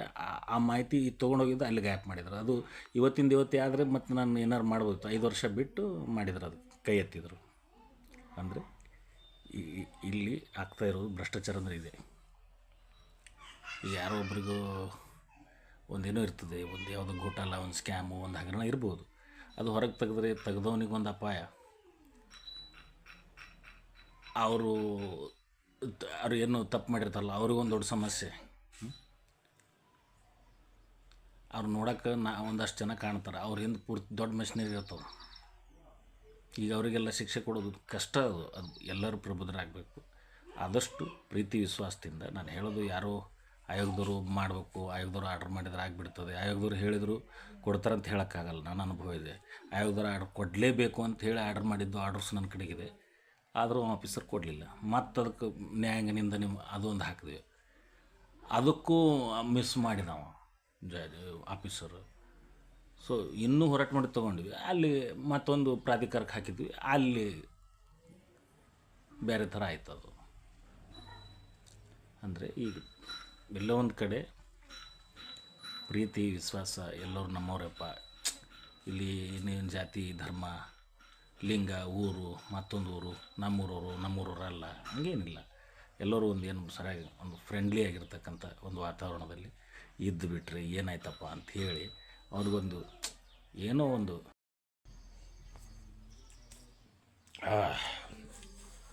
ಒಳ್ಳೆ ಕೆಲಸ ಆಗಬೇಕಾದ್ರೆ ಅದಕ್ಕೊಂದು ಯಾವುದೇ ಒಂದು ಕೆಲಸಕ್ಕೆ ಒಂದು ಕಾರ್ಯಕ್ಕೆ ಕಾರಣ ಅಂತ ಇರ್ತದೆ. ನಾವು ಕಾರ್ಯವನ್ನು ಹೊಗಳೋದು ಟೆಕ್ಸೋದು ಮಾಡ್ತೀವಿ, ಅದರ ಹಿಂದಿನ ಕಾರಣ ಹುಡ್ಕೋಕೆ ಹೋಗೋದಿಲ್ಲ. ಅದು ಸಬ್ಟೆಕ್ಸ್ಟ್ ಒಂದು ಟೈಪು, ಅದು ಒಳತೋಟಿ ಇದ್ದಂಗೆ. ಅದು ಸಬ್ಟೆಕ್ಸ್ಟ್ ಅಂತ ಅನ್ಬೋದು, ಅಂತ ಪಠ್ಯಾರೆ ಅನ್ಬೋದು, ಅಥವಾ ಒಂದು ಸಾಮಾಜಿಕ ಸ್ಥಿತಿಗತಿ ಅನ್ಬೋದು. ಅದು ತುಂಬ ಒಳ್ಳೆಯ ತಿಳುವಳಿಕೆ ಇರ್ತಕ್ಕಂಥ, ಒಳ್ಳೇದು ಮಾಡಿದ್ರೇ ಒಳ್ಳೇದಾಗ್ತಾಯಿದೆ. ಅದೊಂದು ಸಿಂಪಲ್. ಕೆಸರು ಇದೆ, ಕೆಸರು ಎಲ್ಲಿದೆ, ಕೆಸರು ನಮಗೆ ಡೈರೆಕ್ಟಾಗಿ ಏನು ಉಪಯೋಗ ಆಗ್ತಾಯಿಲ್ಲ. ಆದರೆ ಕೆಸರಿನಲ್ಲಿ ಒಂದು ಕಮಲದ ಹೂ ಕೂಡ ಬೆಳೀತಾ ಇದೆ. ಕೆಸರಿನ ಸಾರವನ್ನು ಹಿರ್ಕೊಂಡೇ ಅದು ಬೆಳೀತಾ ಇದೆ. ಅದೇ ರೀತಿ ಒಂದು ಬೆಳೆ ಬೆಳೆಯೋಕ್ಕೂ ಮಣ್ಣು ಬೇಕು. ಮಣ್ಣಂತೂ ನಾವು ಡೈರೆಕ್ಟ್ ತಿನ್ನಲ್ಲ, ಬೆಳೆ ಬೆಳೆಯೋಕ್ಕೆ ಮಣ್ಣು ಬೇಕು. ಹಾಗೆ ಪ್ರತಿಯೊಂದು ಯಾವುದು ಅನಾವಶ್ಯಕ ಇಲ್ಲ, ಅವಶ್ಯವಾಗಿರೋ ವಸ್ತುವೇ ಭೂಮಿ ಮೇಲೆ ಭಗವಂತ ಇಟ್ಟಿದ್ದಾನೆ. ಅದಕ್ಕೆ ಆಯೋಗದವರು ಅವ್ರ ಮೇಲೆ ಸಿಟ್ಟು ಬರ್ತದೆ. ಒಂದೊಂದು ಸರ್ತಿ ಅರ್ಜಿದಾರರಿಗೆ ಅವರು ಕೆಟ್ಟದಾಗಿ ನಡೆಸ್ಕೊಳ್ತಾರೆ ಅಂಥೇಳಿ, ಆಫೀಸ್ನವ್ರ ಮೇಲೆ ಸಿಟ್ಟು ಬರ್ತದೆ, ಇವರು ನಮಗೆ ಕೆಲಸ ಮಾಡಿಕೊಡೋದಿಲ್ಲ ಅಂಥೇಳಿ, ಅಥವಾ ನಮಗೆ ಸರಿಯಾಗಿ ಮಾಹಿತಿ ಕೊಡೋದಿಲ್ಲ ಅಂಥೇಳಿ. ಈ ಎರಡು ಹಂತದಿಂದ ನಾವು ಮಾಹಿತಿ ಇಸ್ಕೊಂಡು ಮುಂದಿನ ಪ್ರಾಧಿಕಾರಕ್ಕೆ ಹೋದರೆ ಅವರು ಇನ್ನೊಂದು ಥರ ಅನ್ಯಾಯ ಅಲ್ಲಿ ಆಗ್ತಾಯಿದೆ. ಎಲ್ಲ ಹಂಗೆ ಆಗ್ತಾಯಿಲ್ಲ, ಕೆಲವೊಂದು ಪರಿಹಾರ ಸಿಗ್ತಾಯಿದೆ, ಕೆಲವೊಂದು ಕಡೆ ಮೋಸ ಆಗ್ತಾಯಿದೆ, ಎರಡೂ ಆಗ್ತಾಯಿದೆ. ಇದು ಎಲ್ಲದ್ರ ಬಗ್ಗೆ ವಿಚಾರ ಮಾಡಿದಾಗ ನಮ್ಗನ್ಸೋದು, ಒಂದು ಒಳ್ಳೆ ಕೆಲಸಕ್ಕೂ ಕೆಟ್ಟ ಕೆಲಸಕ್ಕೂ ಏನು ಭಾಳ ವ್ಯತ್ಯಾಸ ಏನಿರಲ್ಲ, ಎರಡಕ್ಕೂ ಶಕ್ತಿ ಎನರ್ಜಿ ಬೇಕು. ಫಾರ್ ಎಕ್ಸಾಂಪಲ್, ಒಂದು ಚಾಕು ಇರ್ತದೆ, ಅದರಿಂದ ನಾವು ಈರುಳ್ಳಿನೋ ಹಣ್ಣು ಕಟ್ ಮಾಡ್ಬೋದು, ಅದು ಅದೇ ಉದ್ದೇಶಕ್ಕಿರೋದು. ಅದನ್ನು ಬೇರೆ ಯಾರಿಗಾರನು ಚುಚ್ಚಿದ್ರೆ ಒಂದು ಕೆಟ್ಟ ಕೆಲಸ ಆಯಿತು, ತರಕಾರಿ ಕಟ್ ಮಾಡಿದ್ರೆ ಒಂದು ಉಪಯುಕ್ತ ಕೆಲಸ ಆಯಿತು, ಒಂದು ಅಪರಾಧಿಕ ಕೆಲಸ ಆಯಿತು. ಯಾರಿಗಾರು ನಾವು ಏನಾದ್ರು ಟಚ್ ಮಾಡಿದರೆ, ಈ ಅಪರಾಧಿಕ ಕೆಲಸಕ್ಕೂ ಉಪಯುಕ್ತ ಕೆಲಸಕ್ಕೂ ಎರಡಕ್ಕೂ ಎನರ್ಜಿ ಬೇಕು. ಎರಡಕ್ಕೂ ಆ ಚಾಕು ಎತ್ಕೊಂಡು ಆ ತರಕಾರಿನ ಕತ್ತರಿಸಲಿಕ್ಕೆ ನಮಗೆ ಶಕ್ತಿ ಬೇಕು, ಅಥವಾ ಒಂದು ಅಪರಾಧಿಕ ಒಂದು ಕೃತ್ಯ ಮಾಡಲಿಕ್ಕೂ ಕೂಡ ಶಕ್ತಿ ಬೇಕು. ಎರಡರಲ್ಲಿ ಒಂದು ಉಪಯುಕ್ತ ಆಗ್ತಾಯಿದೆ, ಇನ್ನೊಂದು ಅಪರಾಧಿಕ ಆಗ್ತಾಯಿದೆ. ಇಲ್ಲಿರೋದು ಭೇದ ಭಾವ ಅಷ್ಟೇ. ಇವರು ನಮ್ಮವರಲ್ಲ, ಇದು ಸೂಕ್ಷ್ಮವಾಗಿ ಒಳಗಿರ್ತಕ್ಕಂಥದ್ದು. ಇವ್ರಿಗೆ ಯಾಕೆ ನಾವು ಸಹಾಯ ಮಾಡಬೇಕು ಅಂತಕ್ಕಂಥದ್ದು. ಇದು ತುಂಬ ಹಿಡನ್, ಅದು ಮನುಷ್ಯನ ಬ್ಲಡ್ಲಲ್ಲಿ ಇರೋ ವಿಷಯ. ಅದು ಇನ್ನು ಕೋರ್ಟ್ ಕಚೇರಿಲಿ ನಾವು ಫೈನಲ್ ಆಗಿ ನ್ಯಾಯ ಕೇಳಲಿಕ್ಕೆ ಹೋಗಿ ಅಲ್ಲಿ ಕೆಲವ್ರಿಗೆ ಸಿಗ್ತಾಯಿದೆ, ಕೆಲವ್ರಿಗೆ ಸಿಗ್ತಾ ಇಲ್ಲ. ಸಿಕ್ಕಿಲ್ಲ ಅಂದರೆ ನನಗೆ ಇವ್ರು ಕೊಡಿಸಿಲ್ಲ ಅಂತ ನಾವು ಅವ್ರಿಗೆ ಟೀಕೆ ಮಾಡೋದು ಅದು ಸಹಜ. ಅದಕ್ಕೆ ಸಮಾಜ ಅಂತಕ್ಕಂಥ ಸಂಸ್ಥೆ ಮೊದಲು ನಾವು ಡಾಕ್ಟ್ರ್ ಹತ್ರ ನಮ್ಮ ಆರೋಗ್ಯ ಕೆಟ್ಟ ಮೇಲೆ ಹೋಗೋದು. ನಾವು ಸರಿಯಾಗಿ ಇಟ್ಕೊಂಡ್ರೆ ಡಾಕ್ಟ್ರ್ ಹತ್ರ ಹೋಗೋದಿಲ್ಲ. ಈ ಕೋರ್ಟ್ ಕಚೇರಿ ಕೂಡ ಹಾಗೆ. ನಾವು ಸಾಮಾಜಿಕವಾಗಿ ನಾವೆಲ್ಲ ಸರಿಯಾಗಿದ್ದಾಗ ಯಾವುದು ನೆನಪು ಬರೋಲ್ಲ ನಮಗೆ, ಯಾರು ಕೋರ್ಟು ಯಾರೂ ನೆನಪು ಬರೋಲ್ಲ. ಇಲ್ಲಿ ಕೆಡಿಸ್ಕೊಂಡು ಅವ್ರಿಗೆ ಮಾಡ್ರಿ ಅಂತ ಅವ್ರ ಕಡೆ ಹೋಗೋದು, ಅವ್ರು ಮಾಡಿಕೊಟ್ರೆ ಹೊಗಳೋದು, ಮಾಡಿಕೊಟ್ಟಿಲ್ಲ ಅಂದರೆ ಅವ್ರಿಗೆ ತೆಗಳೋದು. ಕೊನೆಗೆ ನಾವು ಬರೋದಿಲ್ಲಿ ಮತ್ತು ನಮ್ಮ ಮನೆಗಳಿಗೆ, ನಮ್ಮ ಸಾಮಾಜಿಕ ವ್ಯವಸ್ಥೆಗೆ ನಾವು ಬರೋದು. ಅದಕ್ಕೆ ಸಾಮಾಜಿಕ ವ್ಯವಸ್ಥೆ ಎಲ್ಲರೂ ನಮ್ಮವರೇ ಅಂತ ತಿಳಿದು ನಾವು ಒಬ್ಬರಿಗೊಬ್ಬರು ಪ್ರೀತಿ ವ್ಯವಹಾರದಿಂದ ವ್ಯವಹರಿಸಿದಾಗ ಅಲ್ಲಿ ಯಾವುದೇ ಸಮಸ್ಯೆ ಬರಲ್ಲ. ಎಲ್ಲರೂ ನಮ್ಮವರೇ ಅಂತ ತಿಳ್ಕೊಳ್ಬೇಕು ಅಂದರೆ ಒಂದು ಸಿಂಪಲ್ ಅದೆಲ್ಲ ಬಸವಣ್ಣನೂ ಹೇಳಿದ್ದು, ಇವ ನಮ್ಮವ, ಇವನ್ ಆರ್ವನ್ ಬೇಡ, ಇವ್ರು ನಮ್ಮವ ಅಂತ ಹೇಳೋದು. ಎಲ್ಲ ಮಹಾತ್ಮರು ಅದನ್ನೇ ಹೇಳಿದ್ದು. ಅದನ್ನು ಆಚರಣೆ ಮಾಡಲಿಕ್ಕೆ ನಮಗೆ ಕಷ್ಟ. ಏನು ಮತ್ತು ಅಲ್ಲಿ ಹಾಸ್ಪಿಟಲಲ್ಲಿ ನ್ಯಾಯ ಸಿಕ್ಕಿಲ್ಲ, ಕೋರ್ಟಲ್ಲಿ ನ್ಯಾಯ ಸಿಕ್ಕಿಲ್ಲ. ಅದನ್ನೇ ಗಾಂಧೀಜಿ ಕೂಡ ಹೇಳಿತ್ತು. ತುಂಬ ಸರಳ ಮಾತುಗಳಲ್ಲಿ ಹೇಳಿದರು. ವಿಕೇಂದ್ರೀಕರಣ ಅಂತ ಹೇಳಿದರು, ಗ್ರಾಮ ಸ್ವರಾಜ್ ಅಂತ ಹೇಳಿದರು. ಅದನ್ನೇ ಅಂಬೇಡ್ಕರ್ ಸಮಾನತೆ ಅಂತ ಹೇಳಿದರು. ಎಲ್ಲ ನಮ್ಮ ಸಾಧು ಸಂತರು, ನಮ್ಮಲ್ಲಿ ದೊಡ್ಡ ಪರಂಪರೆ ಇದೆ, ಅದು ಹೇಳ್ತೋದ್ರೆ ಮುಗಿಯೋದಿಲ್ಲ. ಆದಷ್ಟು ಕೋರ್ಟ್ ಕಚೇರಿಲಿರೋರು ಕಾನೂನು ಪಾಯಿಂಟ್ ಟು ಪಾಯಿಂಟ್ ಇರಲಿ. ಬಂದಿರತಕ್ಕಂಥ ವ್ಯಕ್ತಿ ಅಧಿಕಾರಿ ಇರಲಿ, ಅವರ ಅರ್ಜಿದಾರ ಇರಲಿ, ಅಥವಾ ಮತ್ತಾರೋ ಇರಲಿ, ಅವನ ಆ ಕಾರ್ಯಕ್ಕೆ ಇರ್ತಕ್ಕಂಥ ಕಾರಣ ಏನು. ನೀವು ಹೋಗಿ ಡೈರೆಕ್ಟಾಗಿ ನಿಮ್ಮ ಆಫೀಸ್ ಕೆಲಸ ಬಿಟ್ಟು ನಾಳೆ ಅದು ಮಾಡೋದೇನು ಬೇಕಾಗಿಲ್ಲ. ಪ್ರೀತಿ ವಿಶ್ವಾಸದಿಂದ ಆಡ್ಕೊಳ್ಬೇಕು. ಮತ್ತು ಆಫೀಸಲ್ಲಿರೋರು ಕೂಡ ಇದ್ರ ಬಗ್ಗೆ ವಿಚಾರ ಮಾಡಬೇಕು. ಇದಿಷ್ಟೇ ಸಾಕಾಗಲ್ಲ. ನಾವು ಸಮಾಜದಲ್ಲಿರೋರು ನಾವಿದ್ದೀವಲ್ಲ, ಮಹಾತ್ಮ ಗಾಂಧಿಗಳು, ನಾವು ದೊಡ್ಡ ಮಹಾತ್ಮರನ್ನ ಮತ ಹಾಕಿ ಆರಿಸಿ ಸರ್ಕಾರ ರಚನೆ ಮಾಡಿ ಕಳಿಸಿ ಎಲ್ಲ ವ್ಯವಸ್ಥೆ ಮಾಡ್ತಕ್ಕಂಥ ಮತದಾರರು ಅನ್ನೋದಕ್ಕಿಂತ ಸಾರ್ವಜನಿಕರು, ನಾವೆಲ್ಲ ಸಮಾಜದವರು ಕೂಡ ವಿಚಾರ ಮಾಡಬೇಕು. ಹಿಂದಿಂದೂ ನೆನಪು ಮಾಡ್ಕೊಂಡಾಗ ಸಿಟ್ಟು ಬರ್ತಾಯಿದೆ. ಅದೆಲ್ಲ ಫೀಡ್ಬ್ಯಾಕ್ ವಿಚಾರ ಮಾಡಿದಾಗ ನಗುನು ಬರ್ತಾಯಿದೆ. ಈ ಮಾಹಿತಿ ಹಕ್ಕು ಇದು ಎಲ್ಲ ಈ ಸ್ವಚ್ಛ ಮಾಹಿತಿ, ಟ್ರಾನ್ಸ್ಪರೆಂಟ್ ಮಾಹಿತಿ, ಸರಿಯಾದ ಕೆಲಸದ ಮಾಹಿತಿ ನಾವು ಇಂಟರ್ನೆಟ್ನಲ್ಲಿ ಅವ್ರ ಆಫೀಸಿನ ವೆಬ್ಸೈಟ್ನಲ್ಲಿ ಅದೊಂದು ಬುಕ್ಲೆಟ್ ಮಾಡಿ ಅಲ್ಲಿ ಹೊರಗೊಂದು ಕುಡಿಯೋ ನೀರಿನ ಇದರಲ್ಲಿ ಒಂದು ಪೇಟೆಯಲ್ಲಿ ಹಾಕಿ ಇಟ್ಟಿರ್ತಾರೆ ಅಂದರೆ ಅದು ನೋಡೋಕೆ ಬಹುಶಃ ಇನ್ನೂ 20 ವರ್ಷ ಬೇಕಾಗ್ತದೋ ಏನು ಹೆಚ್ಚು ಬೇಕಾಗ್ತದೋ ನಮ್ಮ ಕಂಟ್ರಿಗೆ ಗೊತ್ತಿಲ್ಲ. ಬೇರೆ ಕಂಟ್ರಿಲಾದರೆ ಡಿಜಿಟಲ್ ಎಲ್ಲ ತೊಗೊಂಡ್ಬಿಡ್ರಿ ನೀವು ಈ ಕ್ಷಣಕ್ಕೆ. ಅಲ್ಲೆಲ್ಲ ಹಿಂಗೆ ಪೇರಿ ಅಲ್ಲಿ ಬ್ಲ್ಯಾಕ್ ಮೇಲ್ ಏನಿಲ್ಲ ಅಲ್ಲಿ. ಸಿಂಗಾಪುರ್ ಅಲ್ಲೆಲ್ಲ ಏನಿಲ್ಲ. ಮನೆಗೆ ಲಾಕ್ ಇಲ್ಲ ಅಲ್ಲಿ. 1 ಕಿಲೋ ಬಂಗಾರ ನಾವು ಒಂದು 50-100 ರೂಪಾಯಿ ತೊಗೊಂಡ್ರೆ ಅದರಲ್ಲಿ 1 ಕಿಲೋ ಅಲ್ಲಿ ಎಷ್ಟೋ ಗಡಿಯಾರಗಳು ಎಷ್ಟಾಗ್ತವೋ ಅಷ್ಟು ತಯಾರು ಮಾಡ್ತಾರಂತವ್ರು. 1 ಕಿಲೋಗೆ 100 ರೂಪಾಯಿ ಕಬ್ಬಿಣ ಇರ್ಬೋದು. 1 ಕಿಲೋ ಗಡಿಯಾರದ ವ್ಯಾಲ್ಯೂ ಎಷ್ಟಿರ್ಬೋದು?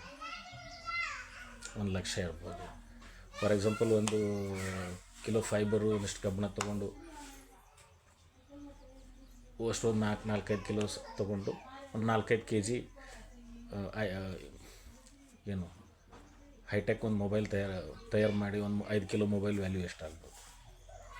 ಅವ್ರು ಅಷ್ಟು ಮುಂದುವರೆದಿದ್ದಾರೆ. ನಮ್ಮ ಪೊಲಿಟಿನೂ ಹಾಗೆ, ಸೋಷಿಯಲ್ ಸ್ಟೇಟಸ್ಸು ಹಾಗೆ, ಜುಡಿಷರಿಯಲ್ಲಿ ಇದೆ. ಬಟ್ ನಾವು ಯಾರು ತಪ್ಪಿತಸ್ಥರು ಯಾರು ಅವರೊಬ್ರು ಯಾರಿಗೂ ನಾವು ಬಟ್ ಮಾಡಿದ್ರೆ ಆಗಲ್ಲ. ನಾವೆಲ್ಲರೂ ತಪ್ಪಿತಸ್ಥರು. ನಾವೆಲ್ಲರೂ ಇದನ್ನ ಸುಧಾರಣೆ ಮಾಡಬೇಕು. ಈ ಭೇದ ಭಾವ ಬಿಡಬೇಕು. ಅದು ಆವಾಗಲೇ ಸಾಧ್ಯ, ಇಲ್ಲಾಂದ್ರೆ ಸಾಧ್ಯ ಇಲ್ಲ ಅಂತಕ್ಕಂಥ ಮಾತನ್ನು ಹೇಳಿ ಮಾಹಿತಿ ಹಕ್ಕು ಕಾಯ್ದೆಗೂ ಒಂದು ಸಲುಟ್ಟು 21ನೇ ವರ್ಷಕ್ಕೆ ಪಾದಾರ್ಪಣೆ ಆಗ್ತಾ ಇರೋದಕ್ಕೆ ಪಡೆದು ಇಲ್ಲಿಗೆ ನನ್ನ ಅಭಿಪ್ರಾಯವನ್ನು ವಿರಾಮ ಮಾಡ್ತಾಯಿದ್ದೀನಿ. ನಮಸ್ಕಾರ. ಜೈ ಹಿಂದ್, ಜೈ ಕರ್ನಾಟಕ.